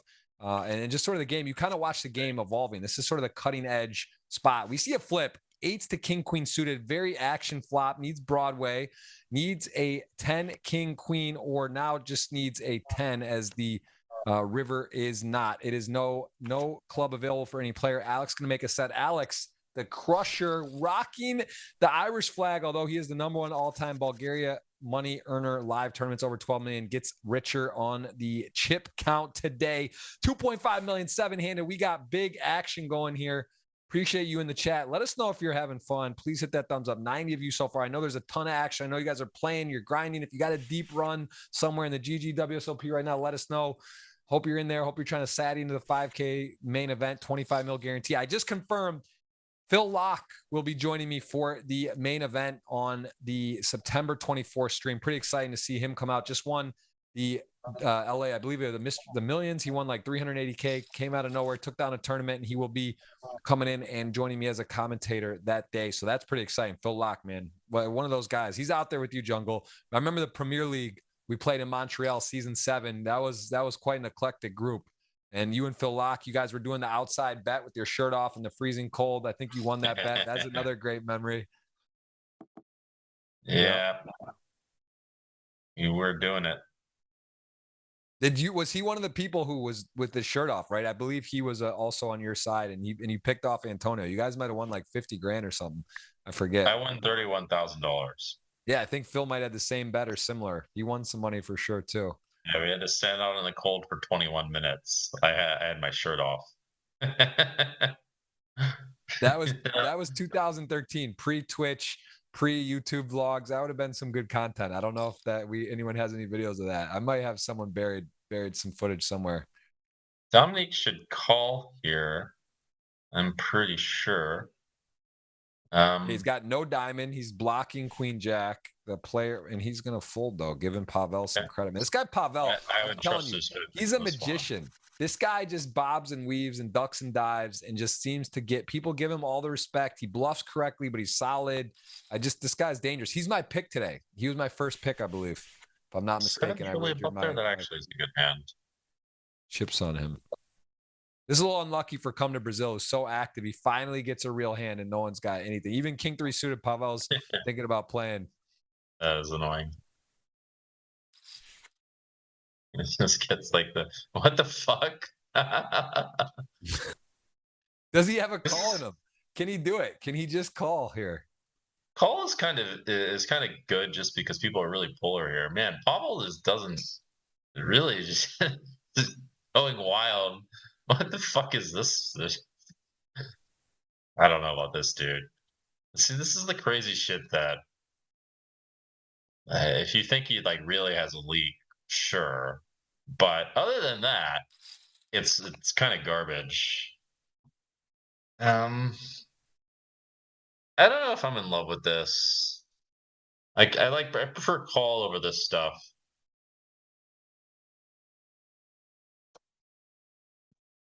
I love when Jungle gets a spice final table. We have not let short the spice today. Everyone is coming in with some action. I'm just Pavel takes it in here. Is it possible? This guy really, he's a guy with the click. Pavel could take it upstairs here. This could be a temperature check. No, he's gonna give it up there, and that is a interesting hand. We are seeing some interesting stuff. Leonard on the super short stack now. Everyone else pretty healthy, and here we go. Ace King suited. Also an extra spice player. Alex going to open, and we likes to see this with tier 1. So Leonard's got gamble, but it's not going to happen. Well, not this hand.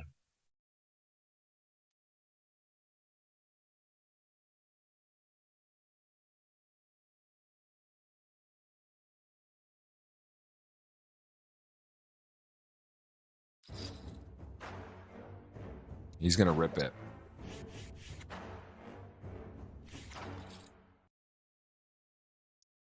Yep. Going to rip it. Pretty straightforward there.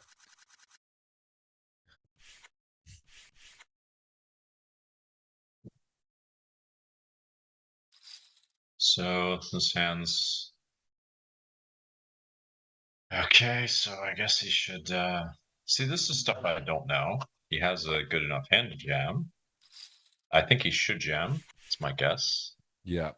Pavel picks it up. Pavel says good luck, and then it's gonna go ahead and bin it.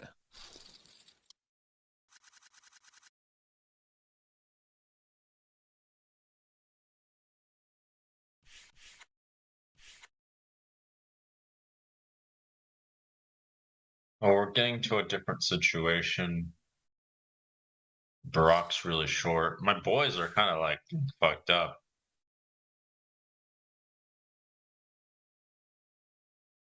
And getting more of a neutral situation. Because there's a few stack sizes that are quite large. Like my personal guess for how this should play out is, to be honest, I think kind of everyone should be kind of nitty.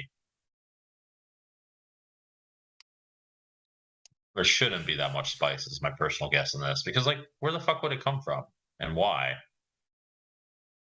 You could, the larger stacks could pressure those medium stacks, but other than that, not a whole lot.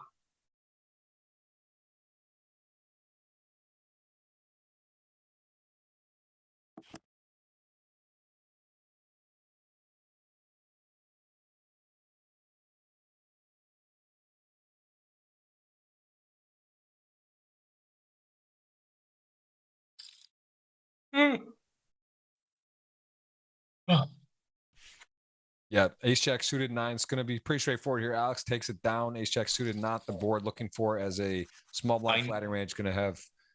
I Lead knew out that. take it there. Sorry, I'm not going to interrupt you. I knew that in the big blind it's supposed to lead 1/3 there, but I don't know about the small blind. It's an acceptable play. It's not really my cup of tea. It's like these like 1/3 bet to protect lines. You need to do so much to make sure this range is protected.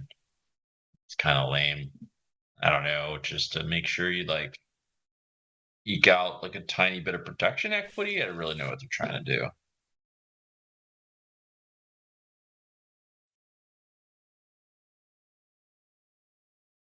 Two fours, good flop for fours, relatively speaking, without making a set. I mean, the board's not too many big cards, and you do have open-ended here as ace-8 is going to go check. Alex could bet there. Also knows just going to have the best hand a lot. Doesn't want to maybe get blown off. So pretty straightforward. Don't see a ton of reason to bet. Thoughts on betting now on the turn? The king, sort of a card also that's not amazing, as all kinds of overs fly out, but no one has improved. Fours are the winner. Come to Brazil, probably realizing not doing amazing here with ace-8 with the flat. This is a spot where he could bluff. I think he doesn't win very much.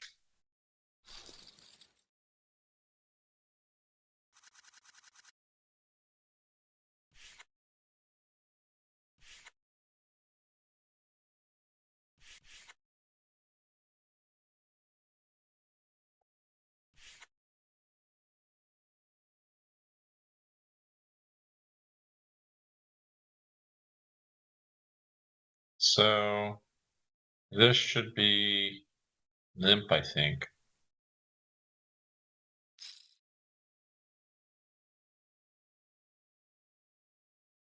Yeah, limps in. Both players queen 10. Pavel thinking, does he want to put pressure with queen 10? Also a decent hand to check back. You don't want to get blown off. Both players going to flop middle pair here on jack 10-3. Two hearts, queen of hearts available for Pavel. So nice advantage all of a sudden with position and potentially some creativity, although just going to be content with some showdown.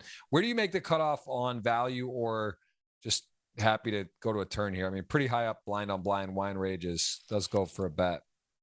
Well, what you want to do is you want to think of your whole plan in terms of the viable lines. You want to think specifically about bet, check, bet. You want to think about how many of those you want. You want to think about how many hands you're going to bet 3 streets, which is not that hard if there's any value in checking. Usually there's not, or not compared to bet, I would say, with those hands. And then you want to think about, yeah, I mean, I think you can go for, well, to answer your question, you can go for thin value with like a lot of good jacks. I would say like jack 8 or something. You could probably go for 3 streets if he checks. I would probably try to maximize all of those. And then, what else? I mean, I guess you could have some bet checks like that. Like that would, like a few hands like that. I don't think that the out of position usually balances well with and some other stuff. Looks like this is going to be an all-in situation unless Dominique three bets or something. Okay, maybe not. I stand corrected. Wow, I'm a little surprised by the 3-bet with 6s here. Okay. It's not that insane. It's just it's loose, it's spicy. I will say, I mean, I've done a lot of episodes. I don't think I've seen many plays like this with 6s 3-betting in this spot with these stack sort of distribution, and then ace queen for Leonard. Interestingly enough, Leonard, if he thinks it's enough hand, which it's the shortest stack, risk premium, the lowest, sort of tied-ish with Barack as short. Maybe not as concerned about laddering, just with the raise and a 3-bet here, no fold equity in his mind. I mean, getting it in here seems insane with ace queen. What the fuck? There's like no way this is right. And he is flipping. He's got at least the first part right. He doesn't want to be dominated. That is a set, needs a ton of help. Ace queen, quad 6s, daily quads, check it off. And That we are plays him really bad. GG's. And this is, again, just another crazy hand that would say is a little unconventional. 8s get shown. Pavel bins 8s. We're down to 6. 1 hour in, 3 players gone, and a couple of the rich get richer. And interestingly enough, Come to Brazil started chip leader right there. Pavel in second right there, and Dominique Nietzsche right there. So the top 3 have done a really good job just chipping up. The shorter stacks are gone out, and everything's sort of playing out as predicted. In terms of our wager for the audience, $50 or $100 ticket available based on the result. And again, you will need to hit that thumbs up. We appreciate you guys doing that. And Jungle, if you get that tweet out there to guess the top 3, that would be helpful. We are giving away $100. You're eligible for that $100 ticket. I know you're a charity man, but if you do win, that is available for you. That is on GGPoker. I put the link directly to you, and that is something we will announce today on the show, and I will announce the winner as well. We've got action, Jungle. We've got action day, man. This is not a boring final table, I'll tell you that. This is even for Jungle loves action. He loves spice. We got him one today. I'd say this has been a standout final table so far. Enjoying it. Appreciate you being here. Appreciate the time. Know you're traveling and making things work, but you're sort of a professional now with the travel setup. I'm sure you do a lot of your podcasts on the road. Yeah. Well, I need some help with that. I'm pretty bad at that stuff. I need to become more professional. You can move to Miami. I got a studio now. You know, Nathan, mediographer. We got a full-blown professional studio. I think I sent you pics ready to go. If you just want to park in Miami and become the Sean Kelly of with podcasting, we can just knock out 5 episodes a day. That's not a bad idea. Miami is pretty good. It's hard to beat Miami in general. I sent you the video, didn't I? I sent you the studio finished. Yeah, it looked amazing. Yeah. I really should do that kind of shit. Nah, this is like fucking. Well, I'll figure something out. You're a hard man to pin down. I don't. We're not. I'm not putting that in a realistic scenario where we're just going to get you clipped in Miami for more than maybe 3 months. But I'll tell you what, if there's a place in the world for, say, right now till December, call it New Year's, to just lock in for a few months, I would say Miami's probably top of the list. Of course, I'm biased, but I think that's like, you're going to be hard to go. Can't really go wrong there.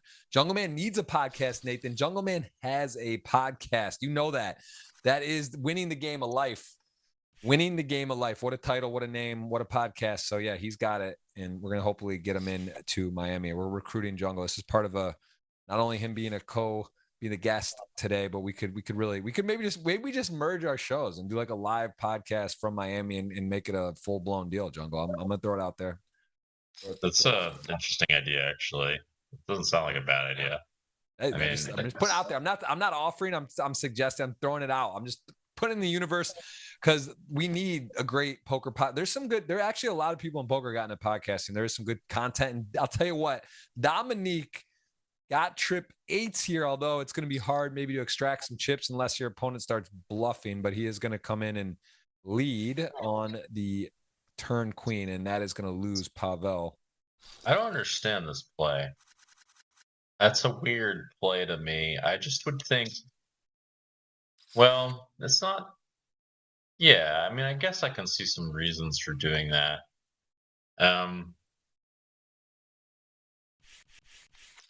But it's just surprising to me.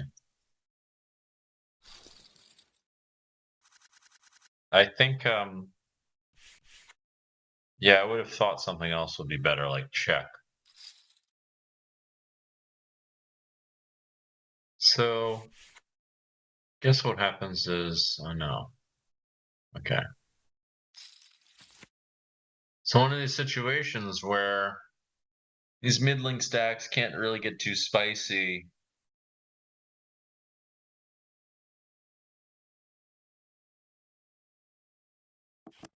King Jack, 2 overs, ace 10 solely, comfortably top pair, top kicker, does have a straight possible on board. 8-9 would be the nuts, but ace 10 feels decent. Both players very comfortable, very experienced with each other, played a lot of GG millions, and Alex going to just rifle out his cards into the muck as we will see another hand here just over an hour in. 3 players gone, playing to a winner, and there have been some standout hands today. So I am definitely, when I know Jungle's scratching his head at times. We've seen some that the Queen Jack suited was definitely not insane, but I think that really gave us a good indication on Come to Brazil and how his game is perceived. And we have not been disappointed, been active in there. Even Pavel, who made a play, I've never seen him make the King 3 suited sort of 3-bet out of the small for large sizing. He showed us that he definitely thinks Come to Brazil is out of sorts, as we will see 2 5s here, 20 blinds. Got options. Gonna muck it. Okay. That's interesting.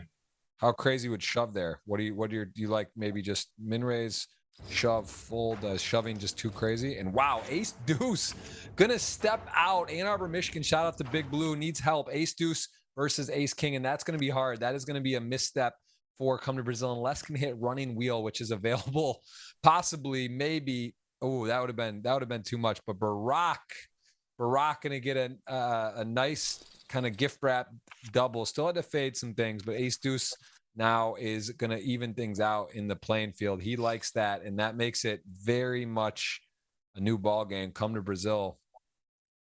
I mean, this is we're seeing. Look at this: aces, queen 5 suited under the gun opening. We got all kinds of stuff going on. 9-10 suited. I know Come to Brazil on the button. It's going to hurt to fold that, but it's going to snap fold. That's a bit of a surprise too. It was an open and a 3-bet. Well, the queen 5 suited under the gun's a bit of a surprise. I mean, he was chip leader, sure, but I mean, I don't. This is stuff I don't know. Like, maybe he just knows the queen 5 suited was 6-handed. You know, got to get jiggy with it. If there's another guy who's loose and whatever, okay. I would have thought you should fold. What do I know? Maybe he thinks they all suck, but I don't think so, dude. I don't know about this Jack 9 offsuit. What the fuck? Maybe I just don't. Maybe there's something I don't know. I just don't think the advantage is that big when these are the stack sizes. The other sizes do need to not mess with them too much, but you have Jack 9 offsuit, bro. Like, what are you gonna do?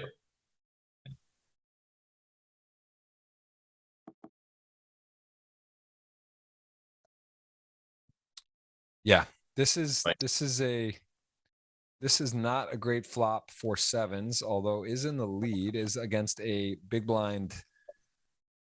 I'm sorry, no, that was an open. No, I'm sorry, I thought it was, yeah. So okay, he flats. Both players don't love the board. I will. This has been a very interesting final table. I got myself making some notes, some fun hands, and we have got ourselves a ridiculous setup here for the final. We see some big stacks. Pavel and Dominique holding on with the 4+ million, and everything else kind of evened out. Very even through the other 4 players. let's see.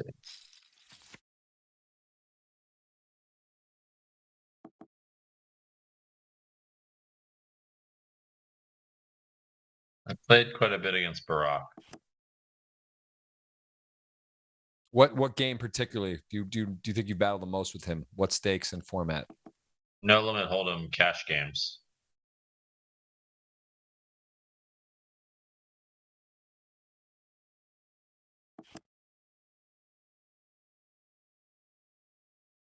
All right, we've crossed 100 thumbs up. Appreciate that. About 900 watching. I know there's a ton of action, ton of streams going on. We appreciate you being here as the WSOP on GG. GG bought the GG was August 1st, $500 million deal, Jungle. You saw that? What are you feeling about GG making power moves out here? Takes down, purchases the WSOP.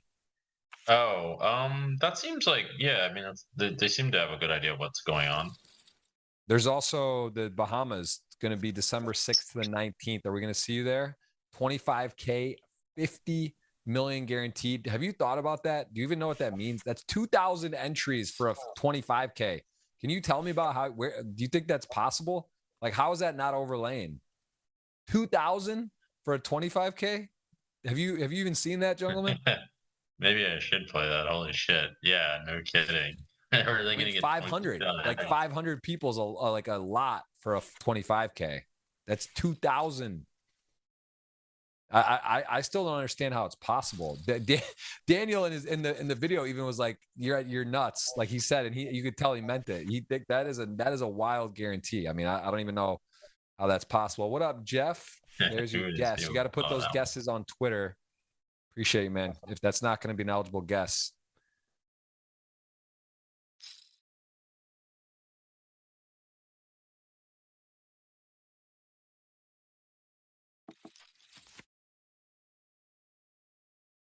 And we are seeing people guess in there, but no, you must guess on Twitter to be eligible. I will have a tweet for you here, though.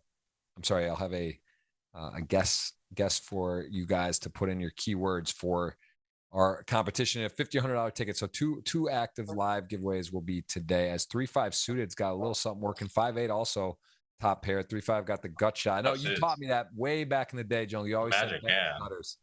Bet your gutters. That's one lesson that stood out with me a long time ago, and is something that's becoming makes a lot more sense. But here we go. This is a now turn, not only gut shot, but has the backdoor hearts working. Feels like a pretty good candidate to be continuing.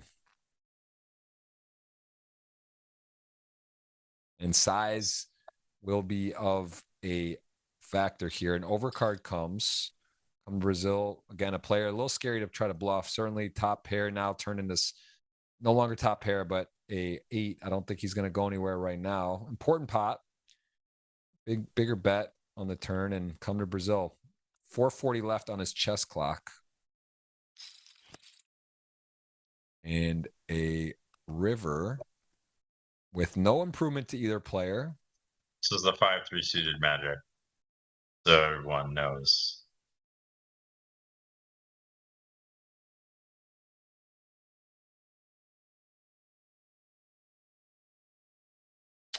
Yeah, 827 in the middle. Also, I mean, let me ask you this question.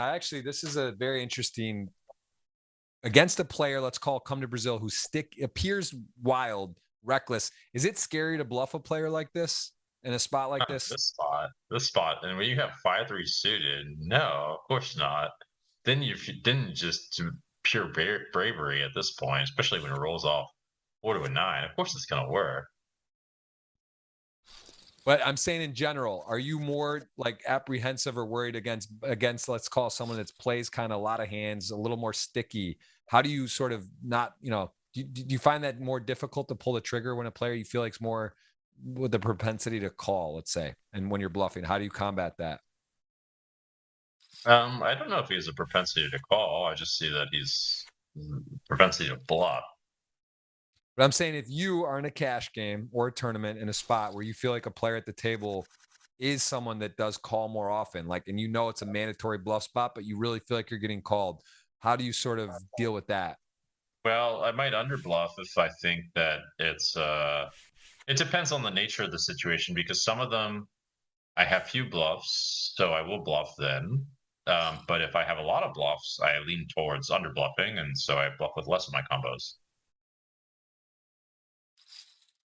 It depends on the spot a lot. There's some spots that there's just really low chance that they're going to give that they're gonna fold. It really depends on like how many bluffs in general you have.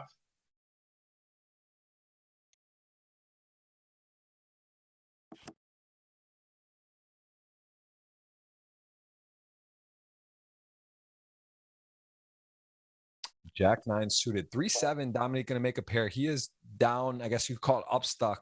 Speaking of Phil Locke, going to be the guest for the main event final table with me on September 24th. One of those terms, upstuck, I think he coined it, at least that I'm aware of in poker. It's kind of interesting, right? Where you're in a cash game or a tournament and you're still doing very well, but you're stuck from your utmost point. And Dominic is that right now, although he has got a winner on the river if he can get there. 3-7 with a 3. We'll put him back. Looks like pretty easy check back. So he will be right about 4 million. Not really upstuck. Pavel is your leader, 5.4. Barack up to 3 million. And we got a mystery hand, Jungle. Who is the card? Oh, 2 kings for Alex on the puck. 1.7 million, a little over 20 blinds. This is a fun one. Let's see who is going to be his competitor. So he is going to be playing. Let's see for how much. Maybe a min raise makes sense. Why is it a mystery hand? What do you mean? So they cover the other cards, the whole cards. You can see that you can't see the opponent's cards. We see like sort of like back in the day, you know, WSOP. You guess the hand, the planter's mystery, and now we don't know what EE's got. Let's see what he's going to do here. All right, here we go. Ooh. Kings, ace high board against the big blind. You got kings, you block king jack. It's a strong hand. Your opponent is in the big blind. What do you like here, Jungle? A little small bet, quarter, check back? I check. Okay, goes quarter. Number 1 Bulgaria money on live earner here. He's going to go for a little 20% bet, I believe 88, as EE is going to check raise. I mean, what is this repping? When you got kings, you block king jack. Your opponent doesn't have ace queen, most likely, I guess could, or ace 10. But what do you think here now? I would not fold, but I would fold pretty soon.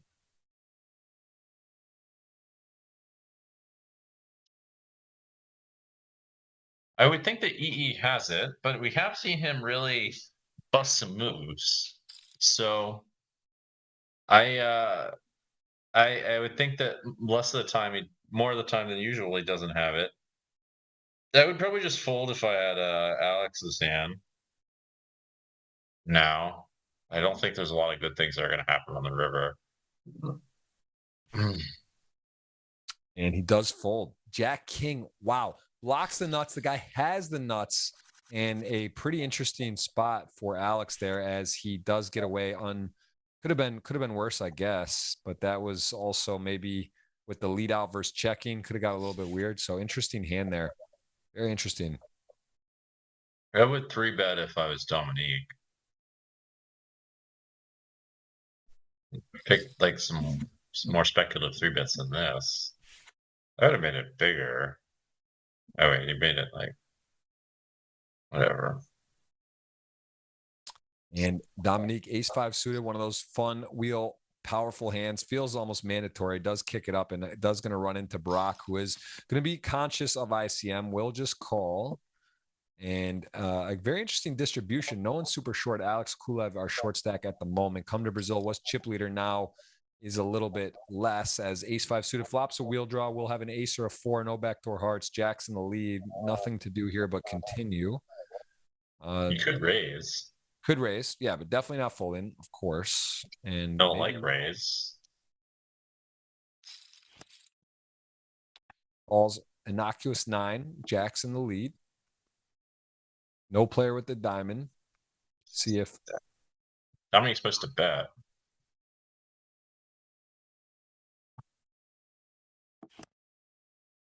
And is going to check into the wheel. Nice little 4 on the river. And as played, this is problematic for Barack as well, no? Because if your opponent had the diamond draw, like king, queen of diamonds or ace, queen of diamonds or something, probably going to be following through. So now you can you remove diamonds for the most part? Yeah. So that is the tricky one. And then if you look at the bluffs, you realize, wow, it's going to lead out for half pot. And Dominic, not greedy, not much else to do, does lose to a variety of hands, does make his hand, just calls, and Barack a little bit tilted. And Dominique is your tied for chip leader, tied now with Pavel. They have a lot of chips, over 10 million of the chips in play versus the other competitors. Anything Barack could have done differently? You think check raise flop was on the table? Not really. And Dominique doesn't bet turn. You were surprised by that? Yeah, I was surprised by that. I would have thought with that combo, he should bet the turn. It doesn't block the busted backdoor draws, and I mean, Brock can have all kinds of shit. Maybe he knows, like, maybe he knows something I don't. Maybe like the Brock has like tons of ace queen, and he's gonna call or something. Yeah, again, both these players and there's a jack queen suited, another jam. This time it's a little different. And come to Brazil in the small blind, you can see he doesn't like even getting rid of the ace eight off. He will get that in the bin. And we will continue six-handed here again, watching Playing to a Winner. Jungleman Dan Case, you can give him a follow across social media. One of the more active people, as well as his podcast. You can give a follow on YouTube, Winning the Game of Life. Almost 80 episodes recorded. And what do you have any goals with that? Like to a certain number of episodes? Are you keeping it mostly in poker? I haven't seen some lately. I have watched some, but are you looking to expand into all genres or mostly poker? I'm looking to expand into other genres. Yeah, maybe not all genres, but a lot of them. I want to expand into spirituality, into entrepreneurship, self-help, and also potentially something like the creative side of things. But that might be a minute. Maybe something along the lines of history would be nice, or anthropology, etc. Of like the actual how do you win, like the what's the word, existential game of life for humanity in general. Like that could be a nice subject because that would include things like anthropology. Very cool. Yeah. Poker's great. It's fun. A lot of interesting people.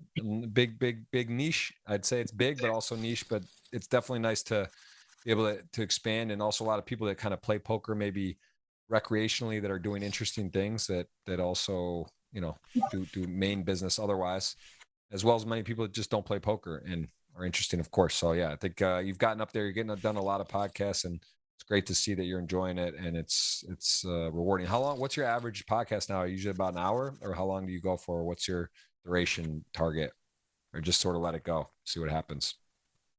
It's been going a little bit over an hour. I think I should cap it to roughly an hour is probably a little bit better, but yeah, it's been what's been happening. Ace So seven ace five suited. suited Ooh. magic hand. Yeah, E. Weedham showing us very aggressive, is going to shove, and one of the functions of doing that is you do get a hand such like that better, a little bit of a high risk, but at the same time, no one super short other than Alex, shorter than the rest, 40-80K, and ace five suited. Is that approved? Seems okay. I know the machine really likes ace five suited.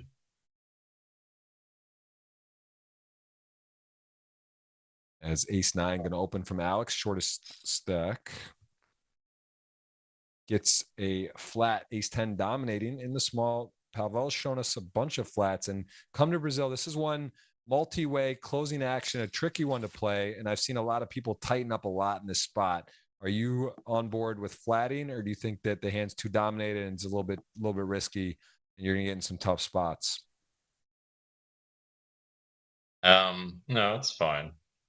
I don't think you really get too many hands. Better to fold. It looks like Alex is going to lose a lot of money here. Yep, ace 10. Pavel very comfortable post flop as going to be in a spot where he realizes probably going to be way good or way behind here. Some of the bets, if he follows through ace 10, ace 9, one of the hands he just happens to pip or value ace 9, realizing the flatting range will consist of some king, queen, king, jack, queen, jack, Broadway suited cards, right? So he's doing fairly well against those. Loses to maybe ace, jack, ace 10, ace, queen would probably three bet versus that stack size and the situation. But either way, sort of in the middle, I think, where he feels he is. Tough spot to be in. We did keep ace nine offsuit in. I mean, there should be quite a few offsuit aces on average that you want to keep in. I don't know what this guy's thinking about. I think it's just tanking. Tough. It seems like a tough spot because I mean Pavel's range. You know, so he's going big here, and wonder if he's just gonna. I guess I mean at this point Pavel I don't for know why he's that if doing somehow he this. just calls or versus put it in. But if he did just call, I wonder on the river. This is the shit where I'm like, why? Just why? He actually saves money with this line. Maybe that's why. I don't know. This is some like if this is right, it's some like advanced stuff.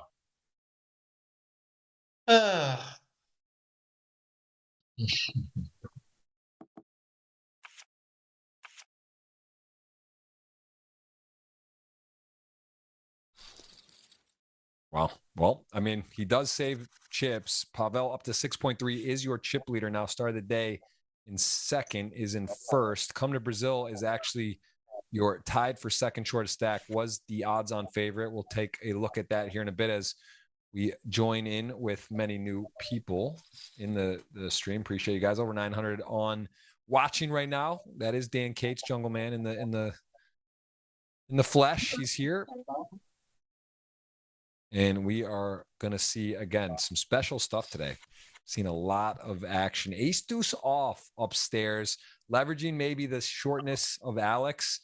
E. Weedham, someone aggressive, someone I think you could just see the wheel spinning, wants to rip it in, wants to play, but does Is this really right? Like, to three bet all this shit? Like, I mean,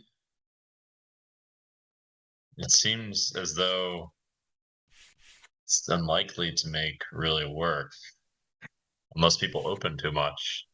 Because are they also three betting like jacks and well, I mean they're jacks, I think, but like tens. Can't three bet every offsuit ace.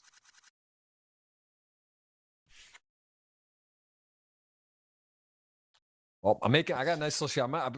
I know there's been a request for highlights to see the highlight knockouts and such. I think we do a cool thing with that. Going to try to get those back for you guys too. I'm making a nice database of hands. There's been some really interesting ones today, no doubt about it. I hope you're enjoying seeing King 10. I just realized it's better to three bet just because Alex is so short, so you have to open tighter. Or I mean, the ace six is probably open, but the other stuff maybe no. So he does have to like really tighten up for the pay jumps.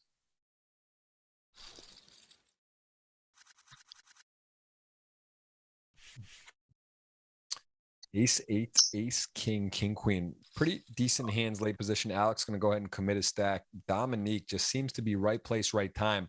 Has the player dominated and has a couple, well, one really big stack. So he does just kind of click it in. Was that a call? It called, or is that min rate? What was that? Either way. So that's an ace, king, ace, eight, and he is in good position here for a knockout as the 3-5-9 board turn 7 action needs a 6 or an 8, or we will be down to 5, and it is a jack. So ace, king on that board. It is a win. Thank you, Dominique. Takes it down. 5 left, and it is emerging into a 2-horse race with 3 sort of tightish, I should say, middling tight stack consolidation. Well, it's about to be here. Ooh, probably 4. Wow. This could be down to 4 quickly. We're going to announce the winner of the $100 ticket once we get to 3 as well. That is on the Twitter, GGPoker. Jungleman did retweet that as well. And we're going to see, I mean, Barack, is there a way out, or is this just a cooler 5-handed? Pavel showing the moxie today with some light 3 bets, and he is the second shortest stack. I think this is enough hand, 5-handed here. I think he's going to call. So I think that's the way out. Nope. And Pavel, just the man, the guy, just Pavel the Pipper, I call him. He just always seems to have one better. That's how good he is. 10s to 9s, has his opponent in bad shape. He needs a river 9er. We will be to 4. This could be a quick 4-way as a 3 across. That is a GG. They know that's a 7, not a 9. GG, as we will see. 4-handed play, Jungle. 4-handed play. An hour and 25 minutes in. Is that right? No, we start time for hour 26. Wow, things are moving.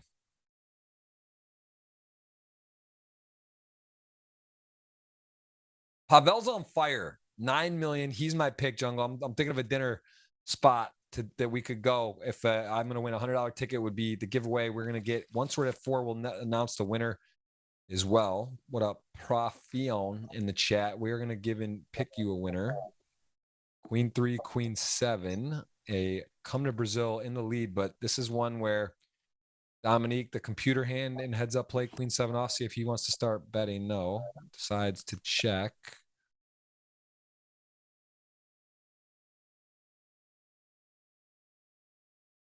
And again, come to Brazil's having a little bit of adversity. Did start as chip leader, but he did down to 4, relatively unknown amongst the group.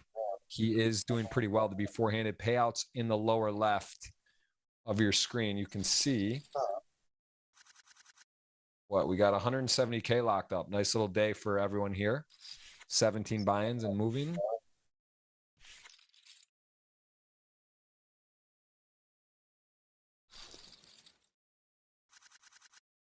Who's your prediction? What's your money on right now? I mean, is it just too big a lead? Pavel seems to be playing very well. Got a good seat. Dominique, experienced player, but I think Pavel also with that big of a lead, you got to feel good about it. Come to Brazil's got his work cut out for him. And a EE Weed, Ace Jack, Ace 7, 40-80K, about 30 blinds, a little under. Effective. Seeing how he wants to play this. Does come out raising.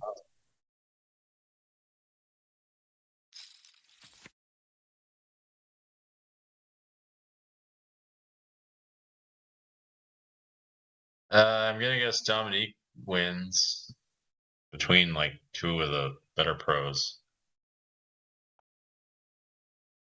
Yeah, this is a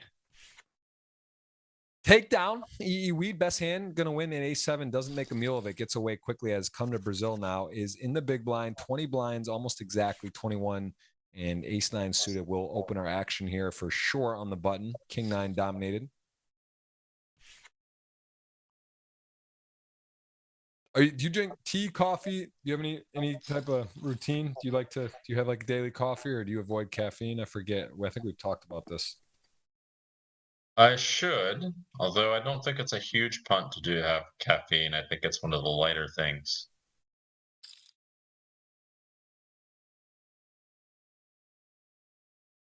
Yeah.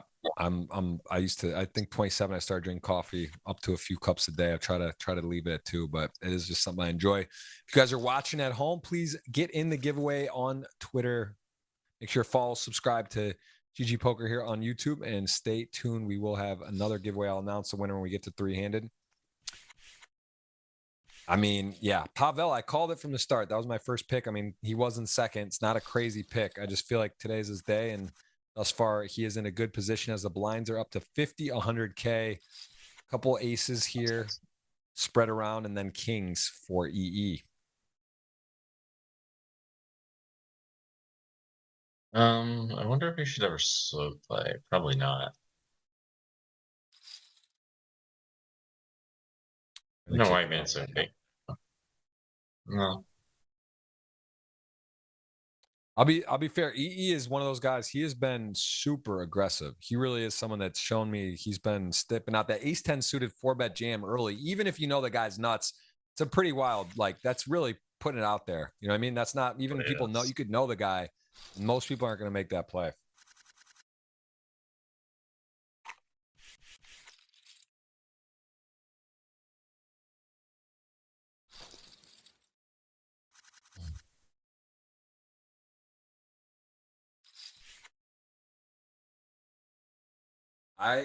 I've been impressed. I've been impressed today, just in general. I have been impressed with the play. 4-6 suited going to defend, and just another clear whiff for come to Brazil. Ace Jack, Dominique flops top, pretty wet board, but not much to contend with for come to Brazil.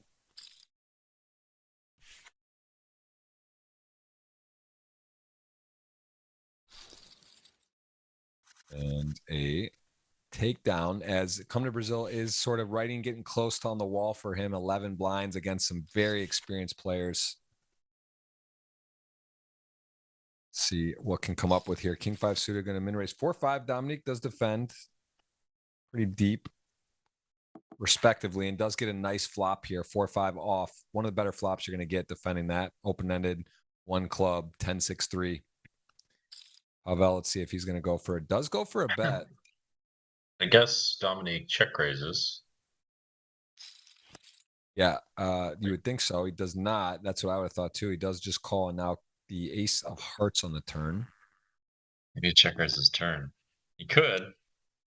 It could just get there on the river. Hits the second nuts. 8-9 would be the better straight. Unlikely that 8-9 would be there and not fall through the turn. So probably effectively the nuts is going to bet something, and King 5 suited. Not much you can do here, right? I mean, you could raise. You could. It's like on the better end of raising hands, actually. That's the thing. It's an odd size by Dominique. I don't know why he decides to pick. He does some funny things for sure.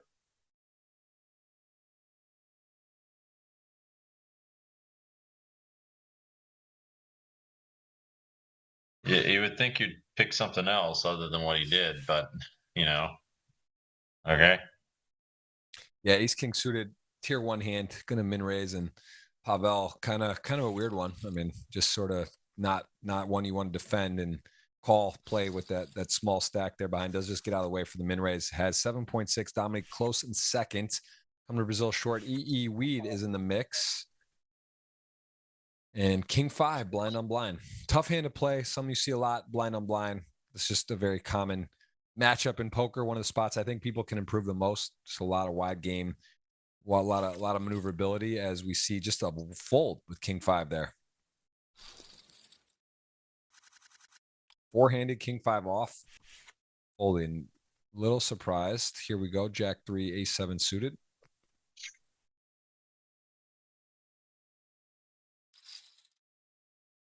Okay, comes for a raise. Come to Brazil.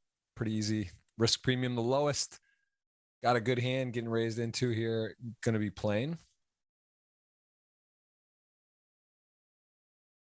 Or likely all of it. Just calls. Okay.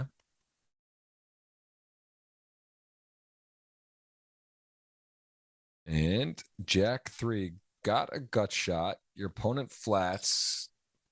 Does come out betting.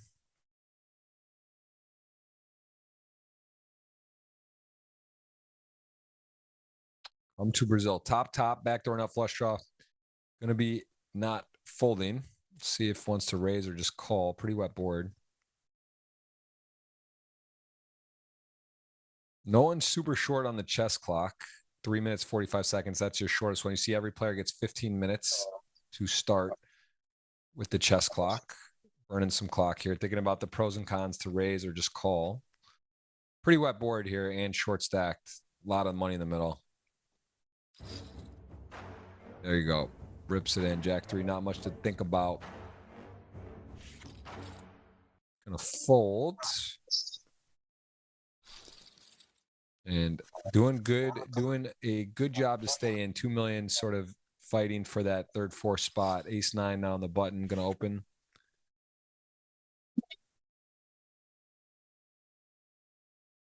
King deuce suited. Maybe one would 3-bet sometimes. They are 2 of the biggest stacks though. Just call. Close the action. Suited king.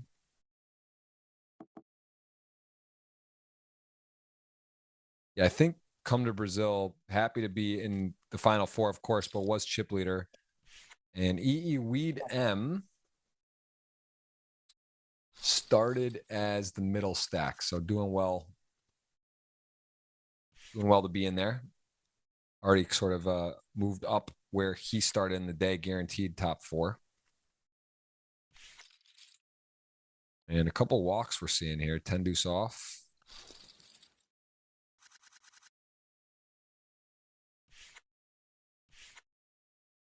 Six 10 suited. Dominique folds the button. Surprised?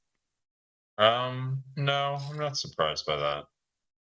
He wants those guys to play some pots. It's not that crazy. He's probably right in those sorts of situations. I'm not questioning him. That's for sure. I'm just curious if it's a 6-10 suit, I would think they would open. I guess from the standpoint of the small blind, a little bit shorter, but I just think that suited can flop straights, flushes, and has a good stack. I'm a little surprised, but again, very calculated, has the reasons. Not going to question Dominique on that. So King 10 and Ace 8 suited. Both players miss. Ace high in the lead. Bit of a tricky hand to play. Calls. 9 misses both players. 8 does have a gut shot straight. Blocks 7-8. I mean, Pavel, this is one where seen him get creative in spots where it just seems like no equity bluffs or just sort of pure savage, goes for it. Does check back this time. Ace high is good. He's able to get to showdown.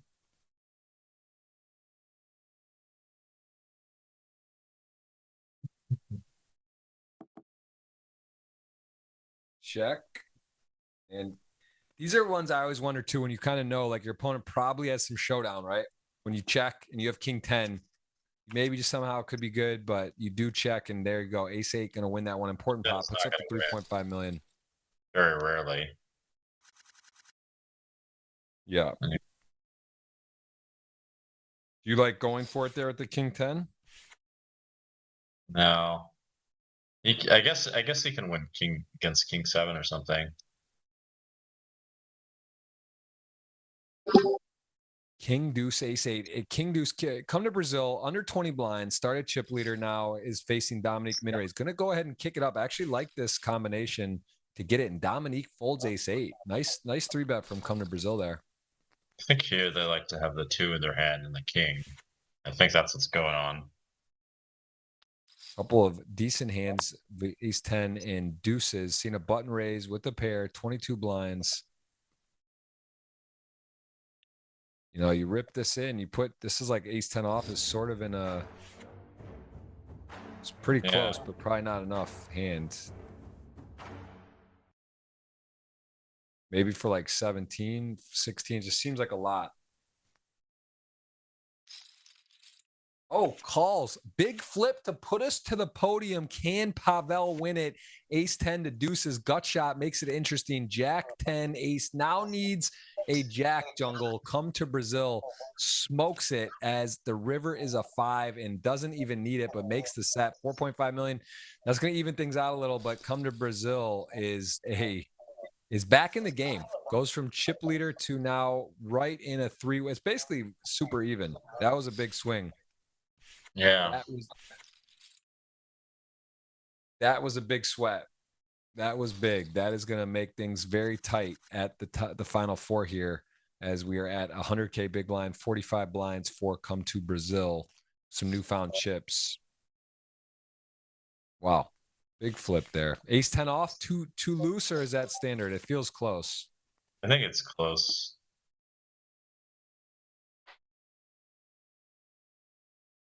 Yeah, going to be flipping a lot. You're going to get shown some broadways, so maybe dominate Jack 10 suited and some queen, some hands shoving. So also covering is nice. It's always nice to cover when you're potentially going to flip or when it's close, which he did.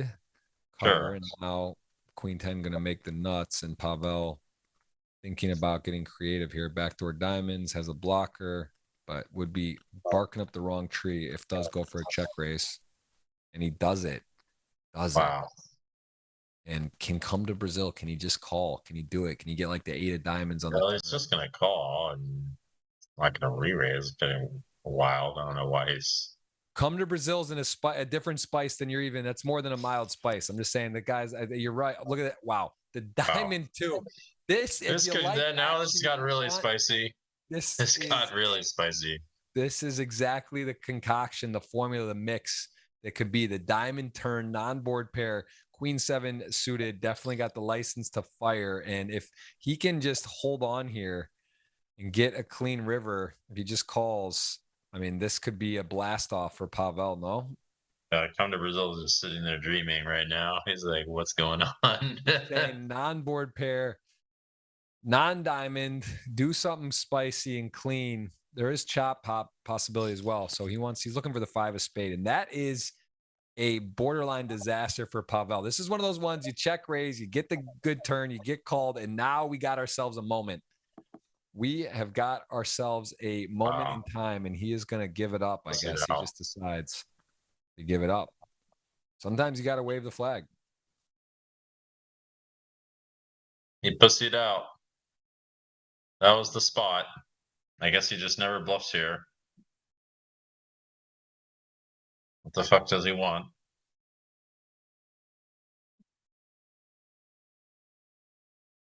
That was the spot, guys.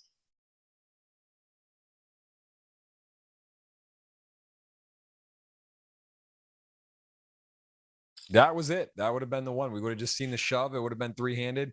Instead, come to Brazil. Back to the promise of chip leader. He has delivered. He was down to the short stack with 4 left. He is now chip leader, and he is in command with 6 million. He's got a tough seat. Dominique on his direct left. King 10 off the taxi. And Houston out there. Houston, Texas, say hello. We got ourselves about almost 1,000 on today. Again, a lot of action, a lot of content going on in the world right now. Appreciate you guys being here. Treat to have Jungleman. Appreciate his time as always. Guest here. Been on my podcast several times, but I've been on his. He's been a repeat guest on GGMillions, and he's looking at flights for Bahamas. Anyone going to be here December? Let us know if you're going to be there.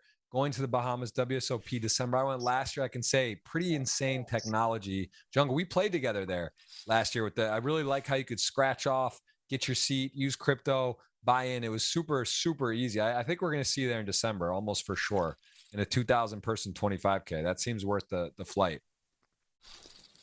Yeah. What's your over under for that? Do you see them getting 2,000 total entries? That seems ambitious. I don't know. I don't know. I don't know what they're thinking. Okay.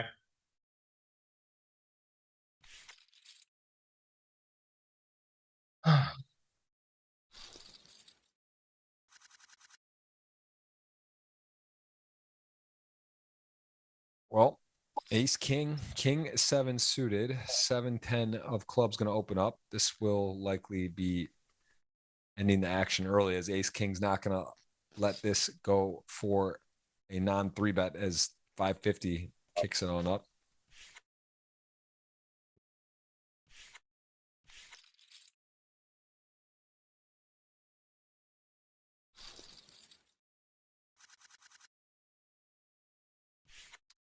Shout out to Natal. Got some other friends watching, some people in the chat. We got Ben, we got Pre over in India. Got a lot of familiar faces in there. Nathan, you know Nathan. You remember Nathan from Mediographer, right? In Vegas, shot with Sean and does stuff. He's here. We're recruiting you to Miami, Jungle. I think that's going to be your play. Just fire in the studio. Just dig, put your head in, get some beach, get some sun during the cold months. Where else would you be? In Vegas for the winter? I'm not sure. I don't know. Maybe Asia or something. Well, you got options. That's for sure. Got opportunity. 3-9 suited, closing the action. Gonna give it up. Again, EU Weed shows us players. That's it. It's always is interesting. Some players show aggression pre-flop. Some show post-flop. Some play tight here, loose there. And as it stands, going to get out of the way. Let's see if Come to Brazil just starts going wild. Nope. King 7-0, four-handed chip leader fold. King 9 suited will play 9-10 for Pavel in the big blinds, as he flops top pair on the button. 9-10 off, just a stone miss. Not much work in there.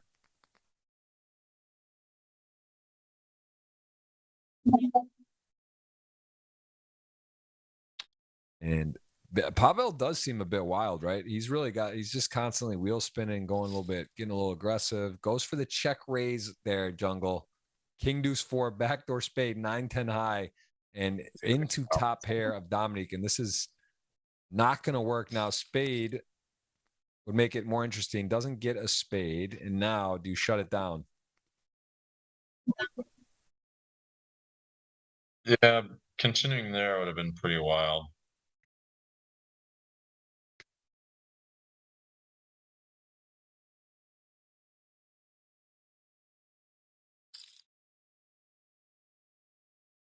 And now Dominique, after getting check raised, just says, hey, if he does have a flush, if he does have some sort of 5-3 or whatnot, does show the 9 of hearts and says thank you. So kind of giving away sort of his likelihood of his hand. He does go ahead and put the 5-7 suited upstairs, Jack 10 off on the button.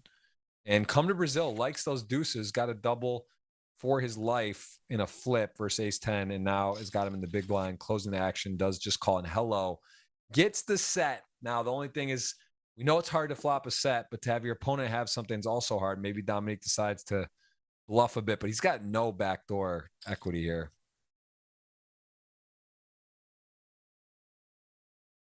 And likely we'll start with just a call on the dry ace jack deuce. Other than a 3-4, not many turn cards that are interesting. It's 8.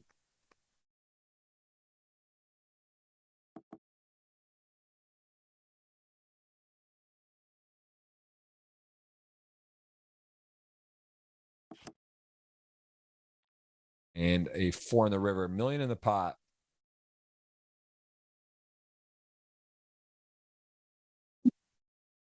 Million in the middle and a set of deuces, such a dry board. Ace jack 8-4, 3-5 is a straight, but kind of rule that out, although it did open 5-7 suited. And let's see what sizing or what wants to do here. When your opponent checks back turn, he goes for the jugular, goes for 1.5.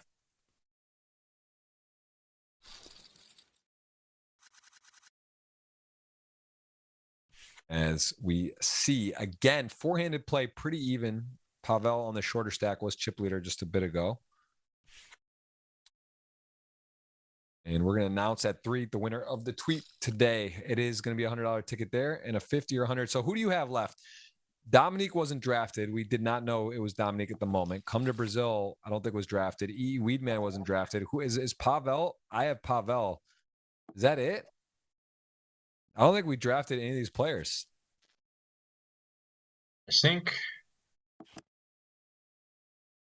Yeah, I don't know.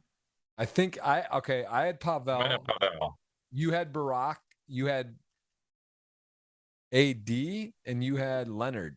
So you went sort of long shots. I took Alex, Pavel, and Ilya. So yeah, I think it's either you're sweating the chop because it has to win. So if Pavel doesn't win, it'll be a chop. It'll still be a $100 ticket for the audience. And if Pavel wins, I win. So that's where we're at. You are out. I don't think you have any players left, but you did take the long shots. You went for the payout today. So you're out. Although again, have to win. Pavel now is shorter. Queen 3 going to pick up the trip queens. Board got hairy. 6 million essentially tied Dominique and Come to Brazil.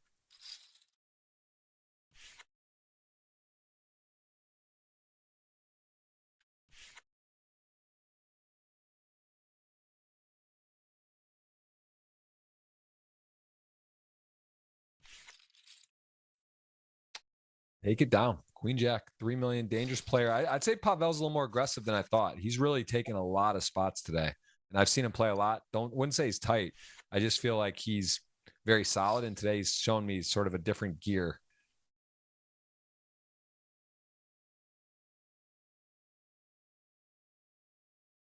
Yeah, I would say different gear. Different gear. Ace Jack, King 10, going to go ahead and rip it in. Weedman not playing around in Pavel with Ace 9 suited. Nice looking big blind hand. Won't be playing that with that action ahead. We are still four-handed Ace 9. No Dominique's going to play here. Come to Brazil, man, just came out of nowhere.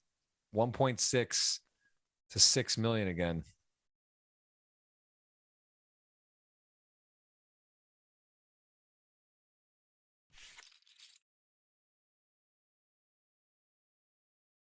Yeah, I'd say Dominique all of a sudden is the favorite. He is the most experienced. He's got the basically tied for chip lead position on Come to Brazil. So things working for Dominique right now. As King 8 suited, good enough to open.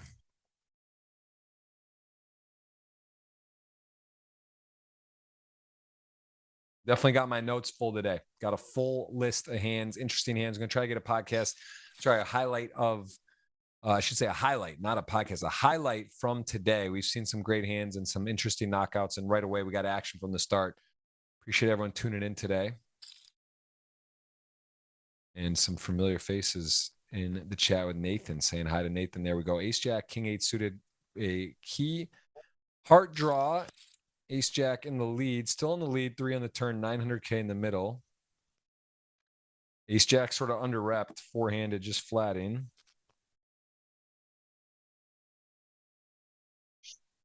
Sort of middling spot, right? You're losing the hands, you lose the pairs.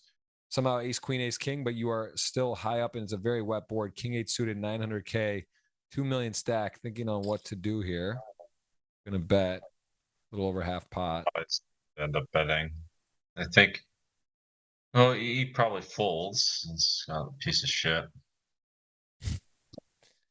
It's the problem here is it's such a wet board. You know, you got to have a tough river decision, and now here you go. So it's like stuff misses, but now you've got a heart, you had a club, and there's a lot in the middle, and now you get in a tough spot where you start thinking, okay, you know, if I was good on the turn, am I good now? A lot of draws miss. See what Pavel does for size. Sets up a nice shove for the river.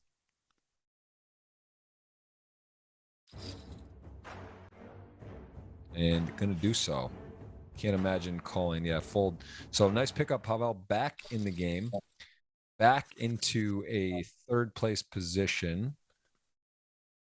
And come to Brazil. King 8 suited going to kick it up. And Dominique, sort of one of those like nice hands, but a little bit tricky to play. He's in position. He's on the button. Going to go for a call. And pretty good board.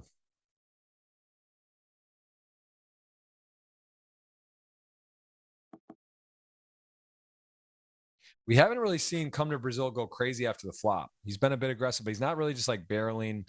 I think does respect Dominique a bit. And he also knows like, hey, I have a good stack going now. Don't need to get too crazy out of line. Does call here. Picks up one of the runners, the 10 of spades. So now a spade in the river would make him a king high flush. Board is paired.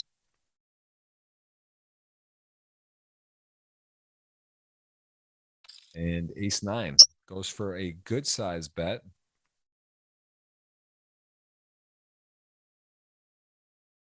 And a king 8 suited. Certainly with that turn card. I mean, they're playing for chip lead pot at this point. King 8 suited floats not to fold here, I imagine. Been weird. The situation. Maybe he raises. Probably not. It's very hard to raise. He's got a minute left, minute 18 on his chess clock. So going to potentially run into issues later here as he has a healthy stack and deep. See if he's going to conserve some clock. Generally thinking about what to do. I think he's got, you know, there's various options, of course, but I don't think folding is one. So he's considering to call or raise, burning a bunch of clock under a minute now. If you do hit that zeros on the chess clock, you get 5 seconds per street decision. He calls deuce river, ace 9 has the check mark. And that's one of the downsides of calling here on the turn, right? You're now on the river, king high, 2.4 in the million, and sort of tough. Dominique checks, gets the value, and moves on. Nice hand for Dominique. Take a look at the payouts. 170K locked up, a 47K pay jump available. It will then be a 60K pay jump and then a 76K pay jump. So a lot to play for here. Over double the amount between fourth and first right now. Ace Queen going to pick up the button. We will play to a winner. And this has been a it's almost calmed down a bit. It was wild. We saw the ace 10 versus deuces double, even things out. And we've seen a little more patience at the moment. Lines have gone up, though. And as you see upper left in your screen, every 20 hands tells you how that goes up. And as we get shorter handed, it does go quicker because the hands, we see more hands more quickly. Fives, king 9, both players miss.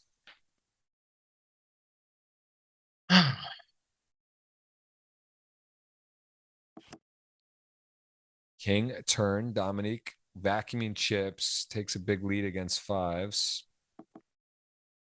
and trying to separate himself from the pack, which he's starting to do.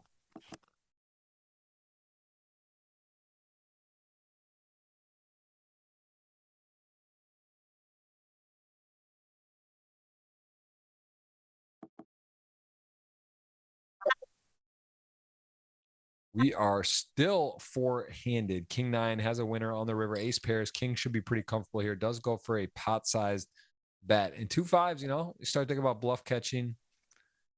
Hands miss. Blind on blind. Hard to make a pair. Opponent probably have an ace. Do they really turn a king? Are they value betting an 8 or a 7? Does fold. Makes a good choice. What's that? Have all kinds of bluffs. Yeah. Yeah, I don't think a call would have been crazy there at all. King, queen, nice hand. Four-handed on the button. Min raise. See if EE wants to defend versus, I'd say, the player maybe you want to play pots with a little more wild after the flop. It does fold. Are you folding there with that spot mostly, or do you want to take a? I don't, but like this is stuff that I'm not sure about where like it gets justifiable because he really wants to like pay jump.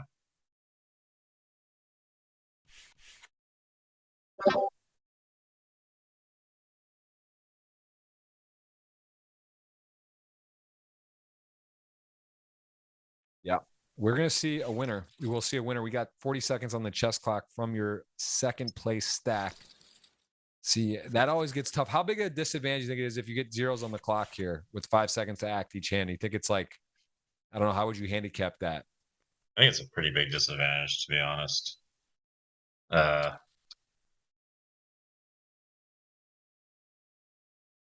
Guess could get in. Like if he goes all in, which I guess he's gonna do, then what happens?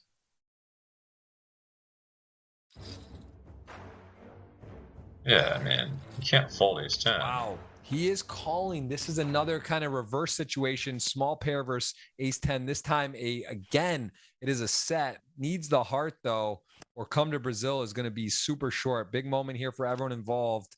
It is a deuce, so a flip-flop again. We're going to still be four-handed and sort of just reverse the exact same thing that happened. So all is fair. Love Warren flips as those two players do exchange, and now we got come to Brazil on the bottom again of the stack of the chip count four-handed. So pretty interesting, kind of deja vu, really, just a reverse. And now again, come to Brazil pretty short off here. Going to raise king 5, take it down. And we are over 900 watching. Appreciate you. Ace king suited tier 1. This is trouble for come to Brazil with this ace 8 and the button four-handed. Yeah. Going to min raise. Maybe can find a way to talk himself out of trouble, but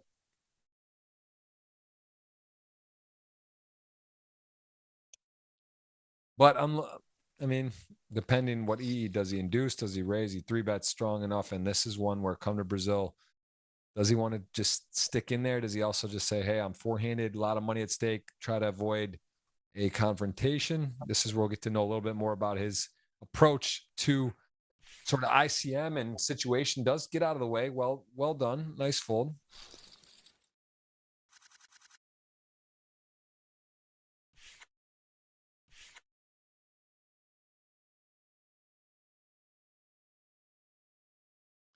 So, yeah, they still have to be kind of nitty in the spot. Yeah, it's a tough one. You don't really. He's going to go for the 3x against Pavel, and Pavel realizing he's probably a bit tighter, 9-7 off, sort of closing the action for 3x. Got 2.8 million. I mean, it's again, you don't love it, but you're also like, okay, I'm going to just fold. Not enough implied odds, and give him a little credit with the short stack they're raising there. All that said, does fold now. Pavel covers 9-3 suited. 15 blinds. These ones I find interesting. Players seem to have a wide mixed strategy here, and it's always interesting if you cover or not. The other stacks, of course, he is going to go ahead and make a small raise, a little bit unconventional out of all the options, which I would expect. And we got ourselves action. Could be the chips. Right, Top that's pair versus 1 over those situations. and flush draw.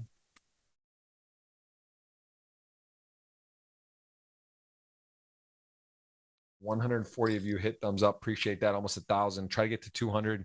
See if we can get that. We'll cue the giveaway. I'm going to give you guys a chance at the $50 or $100 ticket. And actually, I think it's 100 because Jungle's going to be $100 because Jungleman's picks are out. So it will be $100 and then $100 and the $100 on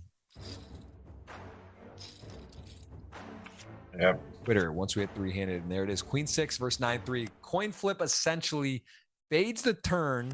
We could see a knockout or we will see a big stack movement, and it is a fade. Pavel gets the chips 3-handed. That means that our final 3 has been set. Come to Brazil, showing good sportsmanship. Golfer claps.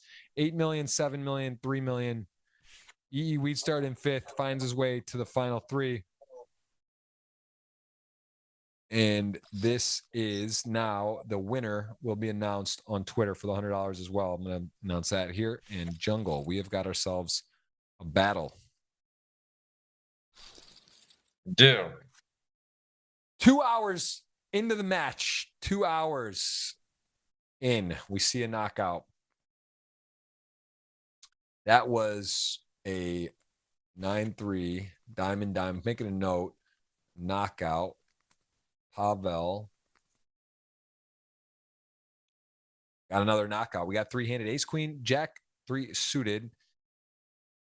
Short stack, 2.9 million, almost 21 blinds. Going to come in raising.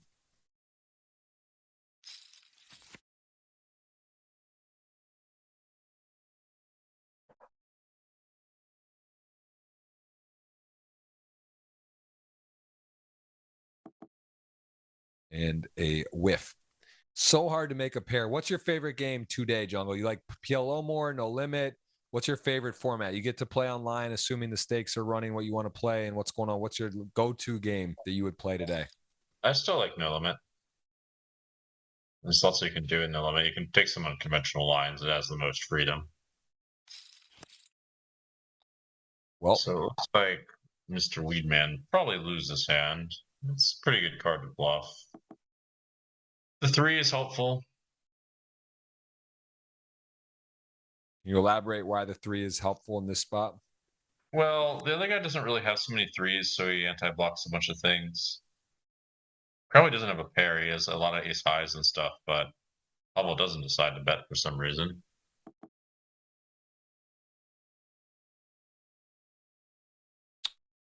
Yeah, 1.4 middle, jack 3 situation.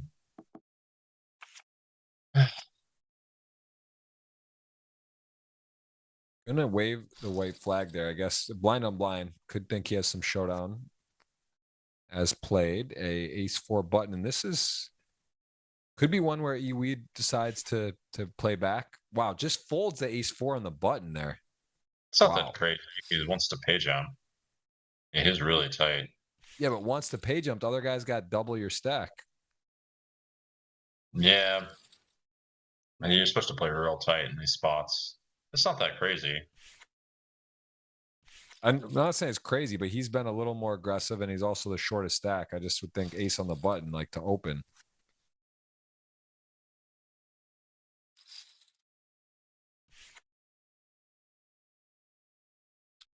Yeah, I mean, well done by him. Top 3 locked up. You can see the pay jumps. Big stuff where you're going to announce the Twitter winner is Glenn Manuel, DJ Glenn Manuel, that is. He picked Botman, EE Weed, and Pavel. The order is not relevant, so he is your winner. $100 ticket. I'm going to put that on winner Twitter. There's still one more at DJ Glenn Manuel.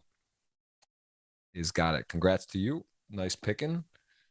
And then we got a keyword ticket. Must be subscribed. Must hit the thumbs up.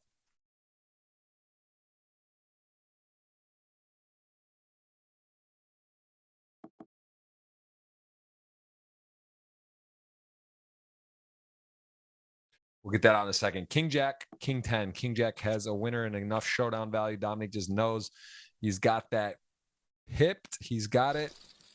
And we are in a spot now where we are still going to play again, three-handed here.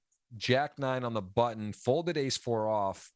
See if he's going to continue the kind of strategy here. Pavel may be thinking limp, maybe thinking put chips in. Either thing makes sense there. He does go for the raise and does not have a hand to contend with from Dominique. So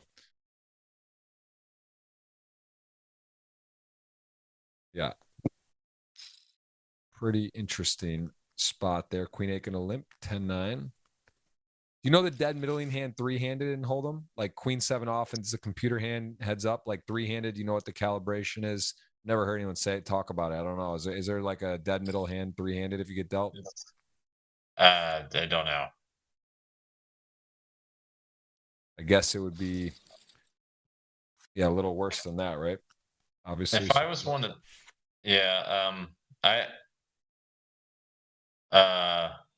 if I was one of these guys, I'd probably just try to bluff this Weedman dude. But when he actually has loose, tight ranges, it doesn't look like he's keen to play many pots.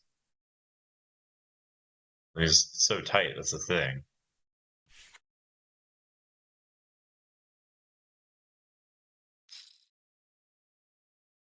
Deuce 9, deuce queen, queen deuce suited limping in. Sometimes, this is one of those ones where put in the bottom range, players like to raise this often when limp, but Dominique going to give a little respect to Pavel and just decide not to.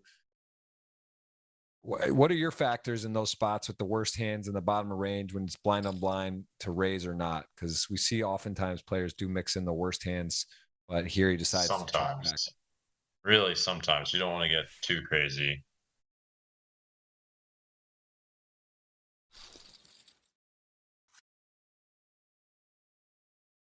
Yep, he chooses to slow it down. 3-4 now, going to get a limp. Three-way poker for a winner. Let's see who gets it done. I mean, Dominique sitting there right with Pavel, neck and neck. And when is the break, by the way? There is no break, but if you have to use a restroom, take a second, go for it. This is long. Yeah, there it is. Jungle, look at the sport.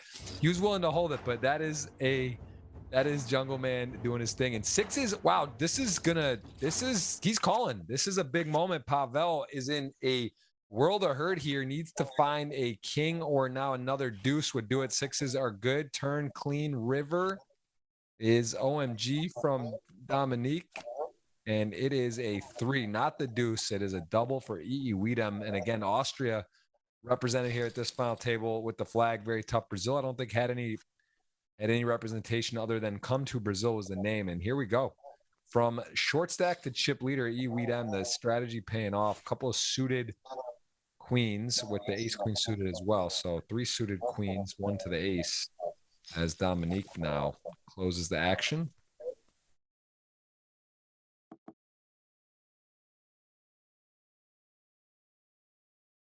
And queen 4 suited to the low end of the straight will complete that once checks. So now decides what wants to do. Wants to maybe bet small, get some value versus a flush, but then also just decides, hey, I'm beat by some hands and maybe let my opponent bluff. So is good to just check. And now on the river, should feel confident.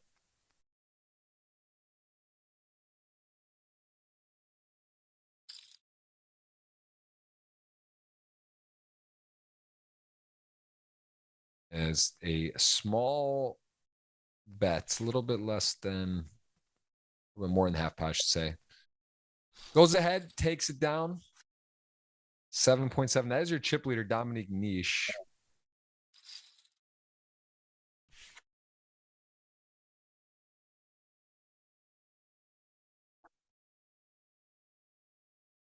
And ace 4 suited 9s. This is again another hand that could easily see him put the pressure on here, but knows that it is a small stack and it is all in. Ace 4 suited 9s. Will we flip flop stacks again, or will we see a knockout? 9s get a hold to the turn. Big money at stake. We could see that is a double.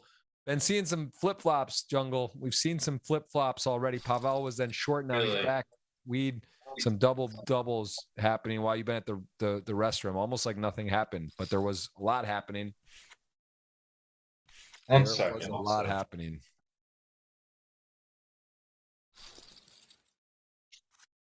Let's see. Put some notes. That was 2 double ups. We had what was that? 9-9 double Pavel, and then we saw 6-6 double for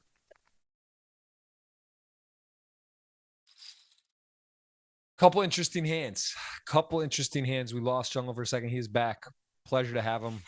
One of the biggest cash game, maybe the biggest cash game winner all time in online poker history. I don't know if that's confirmed. It's kind of hard to put that as a confirmation, but we can say one of them for sure. And he joins us here. Also 14 million tournament earnings. We're not playing a lot of tournaments. That's a lot.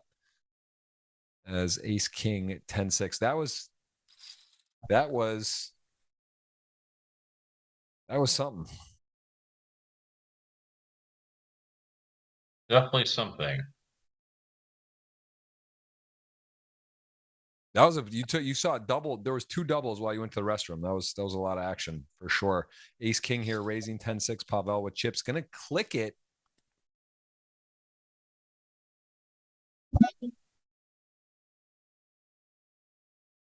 Ace King to 10-6.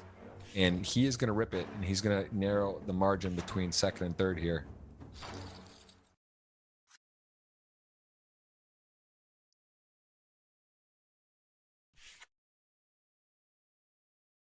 As Ace 8 now, small blind, big blind, limps in. Dominique, I got to say my money, I'm still sticking with Pavel, but Dominique, I didn't know that was him to start. Now we do. We got his real name, and we know he's capable, willing, able, chip leader to close out. Done it before, 20 million live earnings. And got the DTO, right? The app, one of those things that very much a powerful tool in poker that many use to get better. And he puts the proof in the pudding. Ace 8, 9, 7 now. Pretty interesting board here. 2 pair versus top pair and a gut shot. I mean, both players very strong hands for the situation. Gonna go for a bet. Ace 8, thinking about what to do. Calls 9-7. This is a kind of a middling problem card. 9-7, obviously. Boat going for value. Ace 8. Flush is complete. Hands you lose to, but see how big Dominique wants to go. Probably decently big, right? You're going to get just probably called a lot. I mean, a flush, you could somehow maybe if they hit, but if they have the ace, it's going to be hard to fold too. He does go for half pot, though. Doesn't go too big. It's a limp pot, right? Yeah. I don't think he get called that much. It's kind of weird. I don't think he has. Was there a bet and a check? It was on the turn. Yeah. Yeah. And the turn it went check, back, call.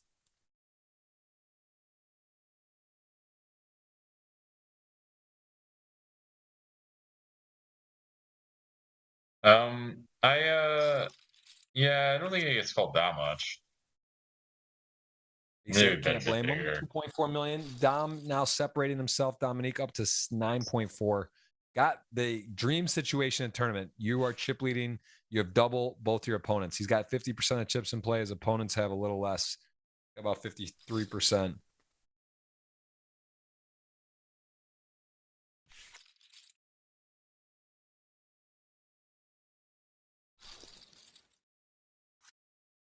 And we are in a situation to see a winner. Oh, let me cue the keyword. It's gonna be $100 giveaway ticket. Keyword $100 ticket. It will be let's call it GGWSOP, Jungleman, and then insert your GGPoker username. There we go. That's in the chat. That's live.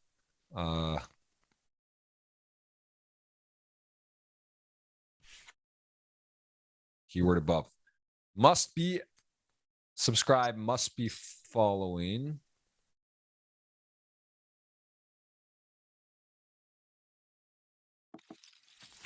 There you go. Good luck. That's it. That's the last giveaway for today. $100 more available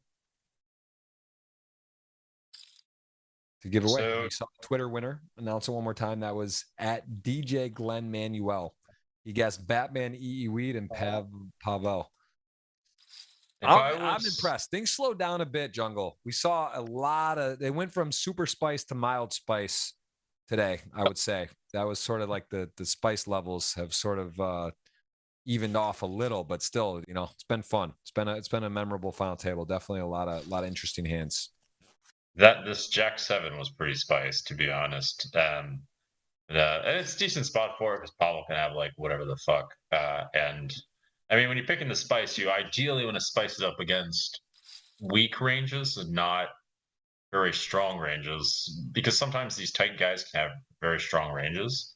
Yeah, this is like kind of normal. This is one of these spots where Pavel's range should be like at least moderately strong.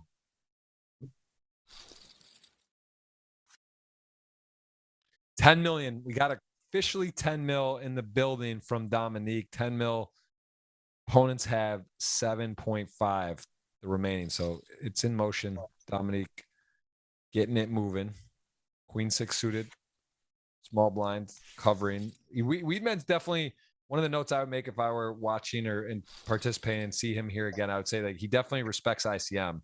He is showing us he's willing to, he just kind of wants to not get involved. It's not like a crazy strategy, but he's sort of like the few hands where it's close. He's definitely aired on caution or just staying out of the way.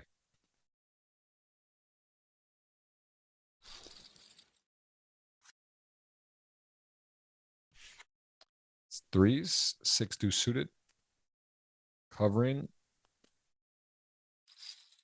And I think Dominique is alert to that. He is going to come out raising here. 2 threes. See how I want to play it.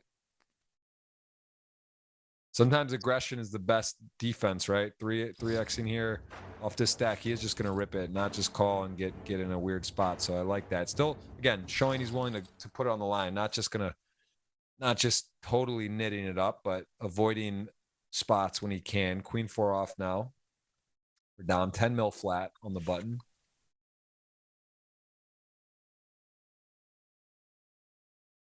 Ace 3. Gonna rip and pick it up.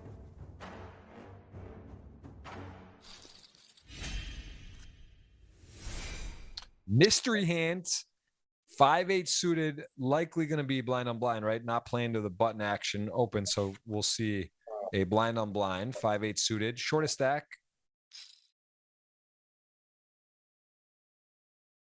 And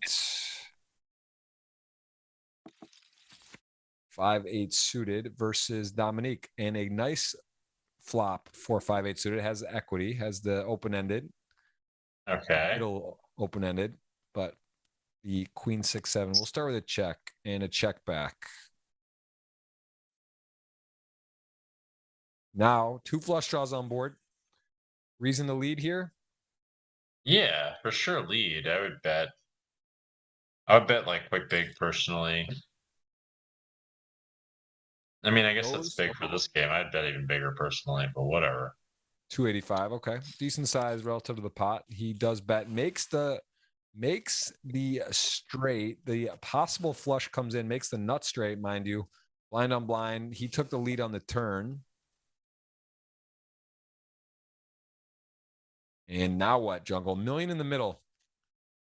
I personally bet like, I mean, like that's like his equivalent of my size. I bet like full pot, but whatever.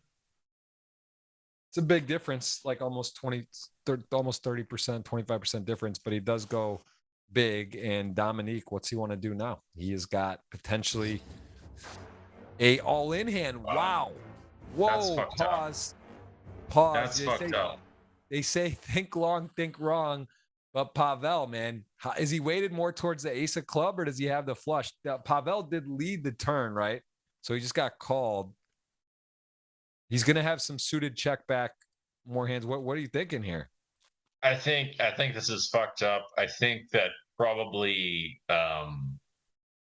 It's probably rough fold, is what I think. I think he's got a fold, and it's it's probably a fold. I don't think Dominique has better or I will has the say same this. hand, I've seen but a I lot mean, of mystery hands. This is one of the more interesting ones. And for a big spot, like tough to make your hand and then get jammed the river here. And he's running out of clock. We got all the drama here, Jungle. Is he call or no? What do you think he does? I think he's supposed to fold. I think that he calls, but I think he's supposed to fold. All right. Double prediction from Jungle. I think he's going to. Wow. I didn't know. I actually didn't know. I thought he might call too. That's a big fold, man. That is a big fold. Well Folding. done. Wow. I think fold's pretty reasonable. Let's put it that way. Like GTO might actually call. I could see that happening. I think that it's gonna be like not a slam dunk call though. Big moment there. Ace King 7-10, Ace King. Nice starter pack. Doesn't pair. Still in the lead. That was a highlight hand. That was a super sweet hand. I gotta say that was an amazing choice from the team there on the mystery hand. That was fun. That was fun. Jungle showing us the class. Pavel showing us the class. And yeah, Mystery it hands felt are like he kind of had it, but I don't think most people fold there. I don't know if I fold.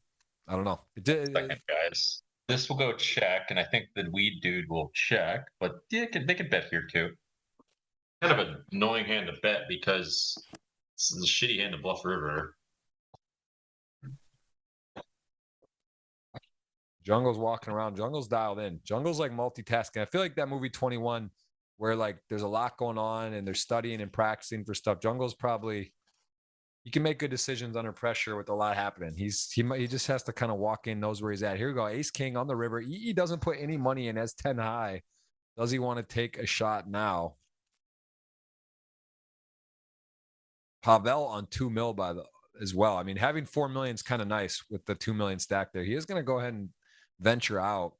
I never fold if I'm fucking Dominique.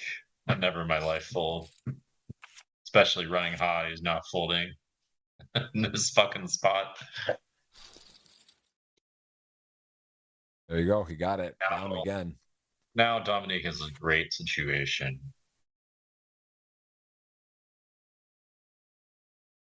Making some notes. We're gonna have a nice highlight. We're gonna have a nice highlight on this one. I love this. We're gonna choose a winner here as well.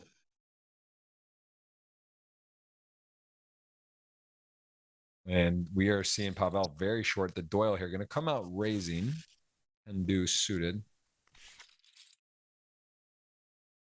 And Dominique is in a masterful position. 12.5 million. Things working for him right now.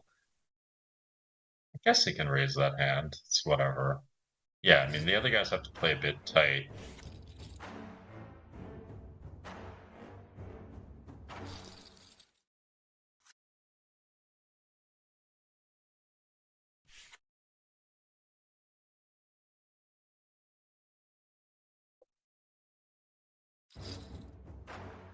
We can do suited, shoving. Motown going to fold, and Dom picking up the money that is laying around. He is on his way to get, I guess, technically his first title. Again, his stats today, his name got put into the real name, but he had not much action on GG. 3 million earnings. Doesn't really play the GGMillions, which is interesting. Maybe seeing more of him. Could be a bit about where he's located or scheduling, but either way, great to have him on. He is in a good spot to get this title today as it stands. Pavel got a lot of work short now. Three-handed, locked up some money, a couple of real hands here. 10s, queen 8 suited. About 11 blinds, button raise. We've been playing solid. Going to be playing this for sure. And queen 8 Playing the suited tens. will release. Guys, last chance here. Going to announce the winner any moment. We get the heads up. I'll announce it. 170 thumbs up. Got to hit the thumbs up. Subscribe to the channel. Going to give you a $100 ticket here. Pick a random winner in a moment. 10s, 5, 6. Ace comes out.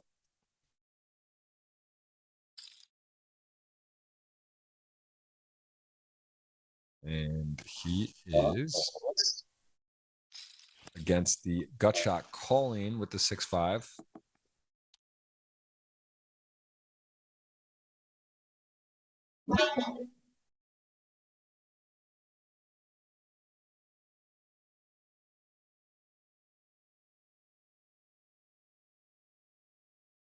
And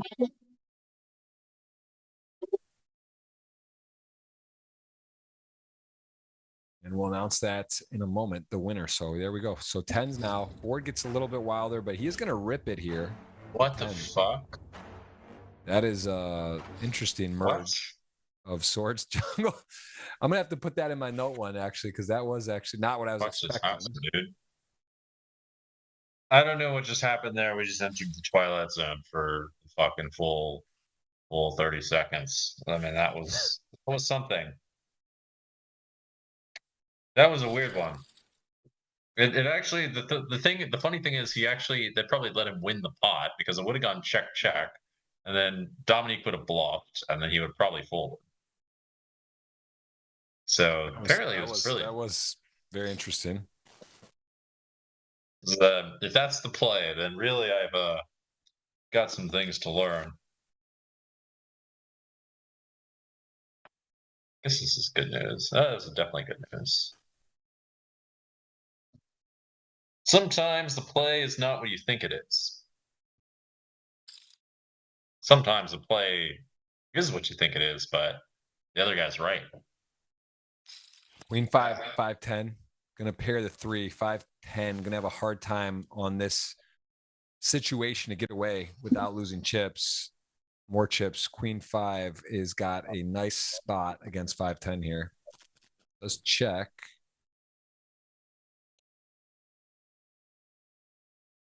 And the 5-10 going to come out betting. Can't blame him. Thinking he's got probably the best hand. Does not. Needs a miracle. What does he need? He needs a 5. No, needs. Wait, a 5 would. No, he needs. Was he drawing dead? What's just for a second? 3-3. I guess a 3, right? No. Needs a lot of help. He's out. He folded. He got check raised on. Queen 5, take it down. This is officially 3-handed with Pavel in the super short stacked. 8-9, 5-8, King 7 suited now, covering tremendously. Does he want a 3-bet, put pressure on the stack? Seems like a decent spot to do it. And there it is, all of it.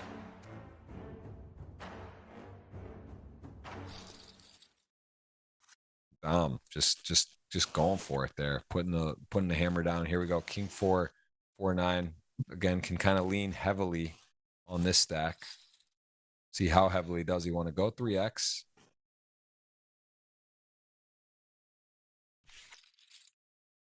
Yeah, Weed has to kind of respect the situation.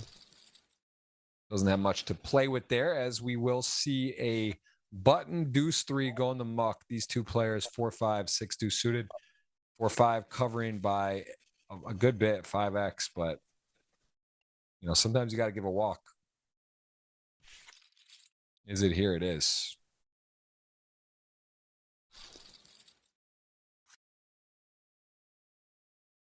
Six, 10, 7 deuce off. Just again, powerful chip leader here, gets to get walks, gets to get some extra chips without contention.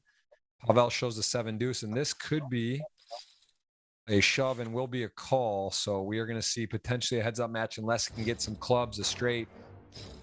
A 9 needs stuff, 2.2 in the middle. Weed, ace jack is in the lead and flops. Wow. The nuts. That is conclusive and needs to chop with an ace, or else it will be GG heads up. And that is a, whoa, that looked like possibly an ace. Is not. That is a GG heads up, jungle. Here we go. Dominique versus Weed for all the marbles. I'm going to announce the winner here. Give you guys another second. Hit the thumbs up. Hopefully we can get to 200. Appreciate 1,000 watching, tuning in the world. Let us know where you're watching from. Hope you're enjoying the show. Big treat to have Mr. Dan Jungleman Cates here. Again, 2-time podcast guest on my show. I've been on his. He's been on GGMillions. He's done a lot of things. Game of Gold. Would you go back on Game of Gold? Did you love it? Yeah. Like it? Was it fun? I'll do something different. I'll do something new. I'll bring new spice to it. I'll sit there and do a martial arts or something. Some Game of Gold. You did. You dozed off during part of it. You were probably playing a lot, doing a lot. It was wild. That was honestly, I think one of the most viral moments. You sleeping in that was epic. Talk to me about that. Were you so tired? Was it warm in the room? Can we get a confirmation on the on the nap? And how long was it? Did they make it look bad? Was it only a couple minutes? Did you take a power nap? What I think I actually? slept quite a bit. I was trying to meditate and I fell asleep. All right, there you go. You heard it. Game of Gold, epic show. Jungleman got to, I don't want to spoil him somehow if you haven't seen it, but he was a deep contestant on there. The game of life. Jungle's always got to be in the mix. He is a real one, man. That is true. Alibaba, Ali Abi in the chat. We got the winner picking it right now. I'm going to give you guys another second. I love to do it when we get to 200. Appreciate, though, about 20% you hitting that thumbs up. I know it's asking a lot, Jungle. Did you hit the thumbs up? You might not even hit the thumbs up and you're on the show. Like, how can I ask? What thumbs up? What do you mean? On YouTube, the thumbs up button. It seems like a clear little bluff. love, good energy. I know you're an energy guy. You know, maybe not really. That's you're not an energy guy. I feel like you're an energy guy. Not really. What's the thumbs up? What are we talking about? On YouTube, if you hit the thumbs up, it's good for algorithm. It's good. It just shows that you're enjoying the show. Definitely hit the thumbs up. Yeah, I think it's supposed to fall through here. King 10, the taxi, weed, 7.7 to 10 million. We got a ball game, 100, 200K. Appreciate the hearts as well. All the energy, man. A lot of familiar faces one time. I'm going to pick the winner here. I'm going to load it up. We're going to see who's going to get the $100 ticket. We already announced the Twitter one. That was a nice pick from our friend Glenn Manuel at DJ Glenn Manuel. $100. Pick the three. Doesn't have to be in order. Just has to be the top three. We did that. That'll be next week as well. I'll be with you guys again for another special guest next week. And then we got Phil Locke for the main, the 24. D-Negs the following for the 10K GG WSOP bracelet. We got heat. Jungle, Phil Locke, and D-Negs. I don't know what else you guys want. I mean, I don't know what else you actually could want from guests. You're getting big prizes. You're getting big names. We're bringing the heat. We're taking notes. We're making hands, and we are going to see ourselves a winner today. Can Dom check off on his powerful resume? Can he just tick it off? Can he tick off the GGMillion champion? Trying to add to his trophy case. I'm saying we need trophies for weekly GGMillion champions. I think we got to put that in. I'm putting that. I've submitted that strong statement. We're gonna have meetings down in the Bahamas, and we're gonna see if we can get that through. I think we got to have that. We want Jungle and Jeff, Ali Abi. You got it. We're here. Seems like I should have seen it. It's kind of obvious. It was a domination. Obviously, a domination.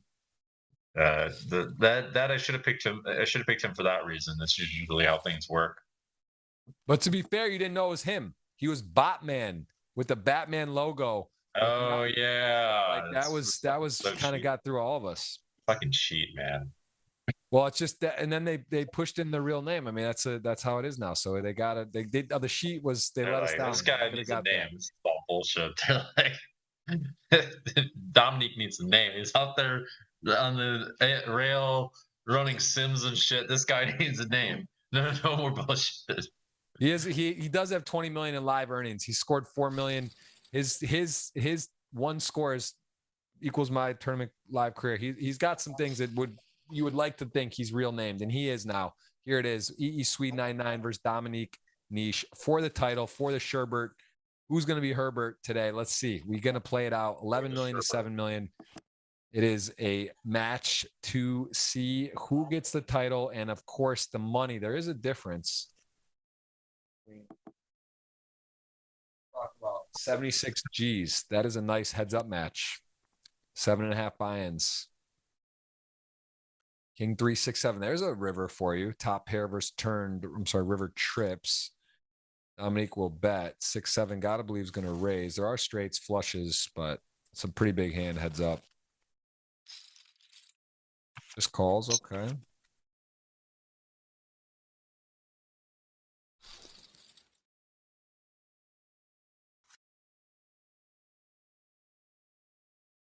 We are going to play to a winner. We are playing to a winner. Shot clock. Both players fairly healthy. Swede and 99. EE Whedon 99 has 2 minutes 40 seconds. 650 to Dominic. Probably won't come into play, but you never know. You never know.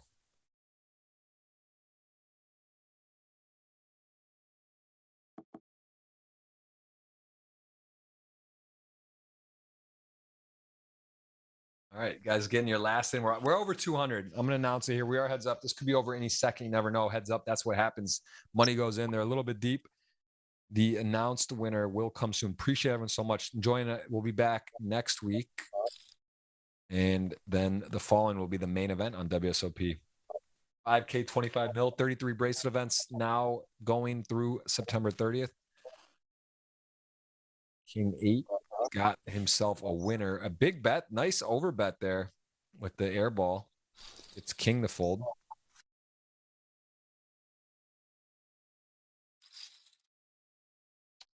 6-10, 6-7 suited. 6-10 for Dominique. We'll call. Both players miss. One of the benefits of position spots like this. Maybe get to just small C bet and get folds. Checks back though. Could go for the delayed C bet.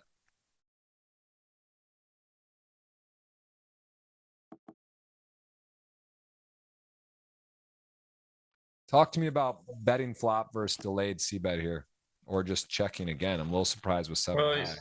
You want to split your bets between betting flop, betting turn, and betting river. So you want to have some bluffs on the flop, and some bluffs on the turn, and some bluffs on the river.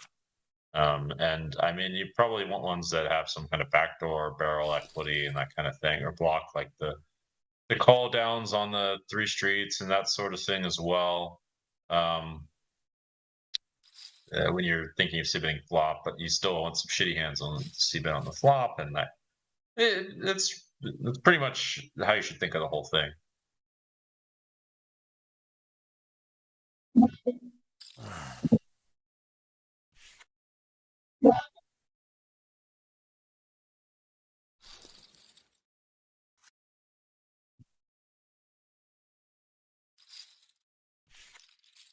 Deuce 6, 4-9 suited. Nothing to see there. Take it down.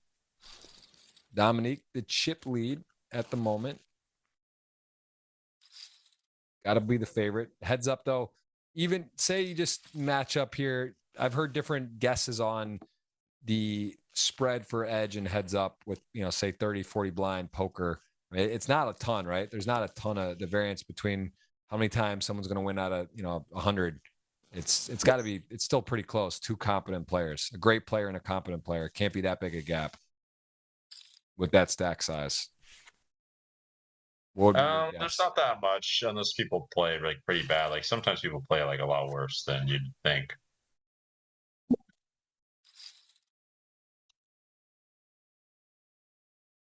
Jack, deuce, 8-9. Just calling. No 3 bets or folding there. He does call. Jack, deuce, out flopped 8-9. Middle pair, some backdoors. Checks into trips.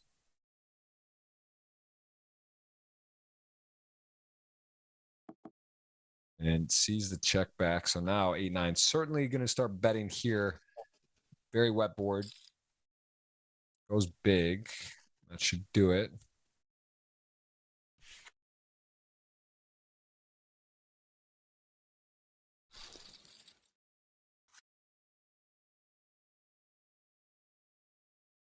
That should do it. King 9, King deuce. Dominique dominating. Best hand of 45 blinds.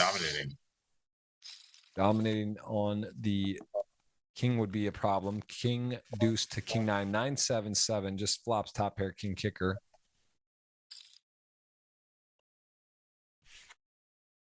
That will end that. So we are going to see the winner shortly. We are going to announce. Let me put the winner. I'm going to do it in 1 minute. Skylar. Wait, where I'm going to put it. I got to put this out here. Let me put this out here. I just did it. And guys, I appreciate all you hit the thumbs up. I do appreciate it. Announce it. It's right here. Skylar Braun. You did it, brother. Congrats to you. $100 ticket. Gonna put it up. We are heads up. Could end any moment. You never know. Gonna do it. $100. Appreciate everyone getting in the giveaway competition. And next week we will have it as well on the GG Twitter channel. So this is Ace 10 picking up 10.5, 7.5, 4s to 5-6 would be a flip, but we're not going to just see all the money go in here. Going to go ahead and limp. Tell me about this. What stack depth are you limping versus min raising in this sort of scenario? Where do you start liking the limp in general? I start liking the limp around like 30 or so, I'd say. Like that's really where it is. I mean, you can do it at 42. It's not a big deal. I like to do it at like any stack size, really. And force just on the 5-6 queen, hard if you don't make a set to feel good. And here he goes. He is against, gets the big size, hooks him on there. Force does Oh, actually have a spade. Kind of I mean, interesting turn card. yeah. So I guess what could happen is he checks. Yeah, yeah, I guess so. Whoa. Pretty nice situation. EE if he's able to get the showdown. I mean, I imagine Dominic with 2 pair on a 4-spade board with this run out is looking to get the showdown, and fours just gets the spade, gets it done. Can't imagine betting.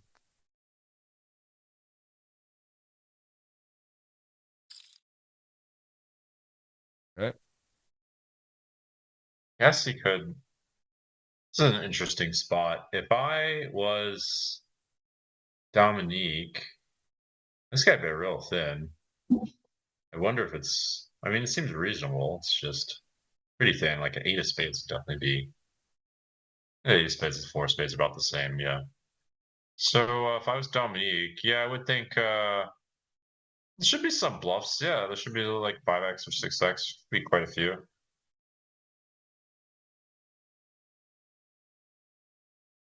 I mean, this hand is such a so wild on the fours, calls a big bet against 2 pair, runs out the spade, then he decides to bet the fours. Are you do you like the bet on the river with the spade runners there that your four is just good? There's a chance it's too thin, but I mean, I would bet like the 9 of spades for sure. It's I think it's reasonable. All right, king, 4, jack, deuce. Both players with a gut shot. No one has a pair.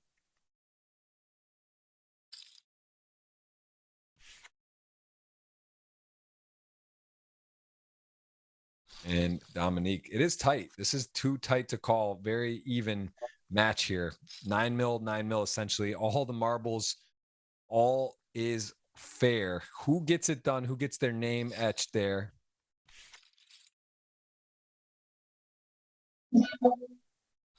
Who gets it? I mean, yeah, favorite's got to be on the known name, one of the best in the poker world. But It's got to be a domination, right? Domination. Feels that way, but man, EE Weeds played a nice game, had a good strategy, 3-handed, kind of tightened up, got heads up, and now he's even. So momentum wise, he's right in the mix.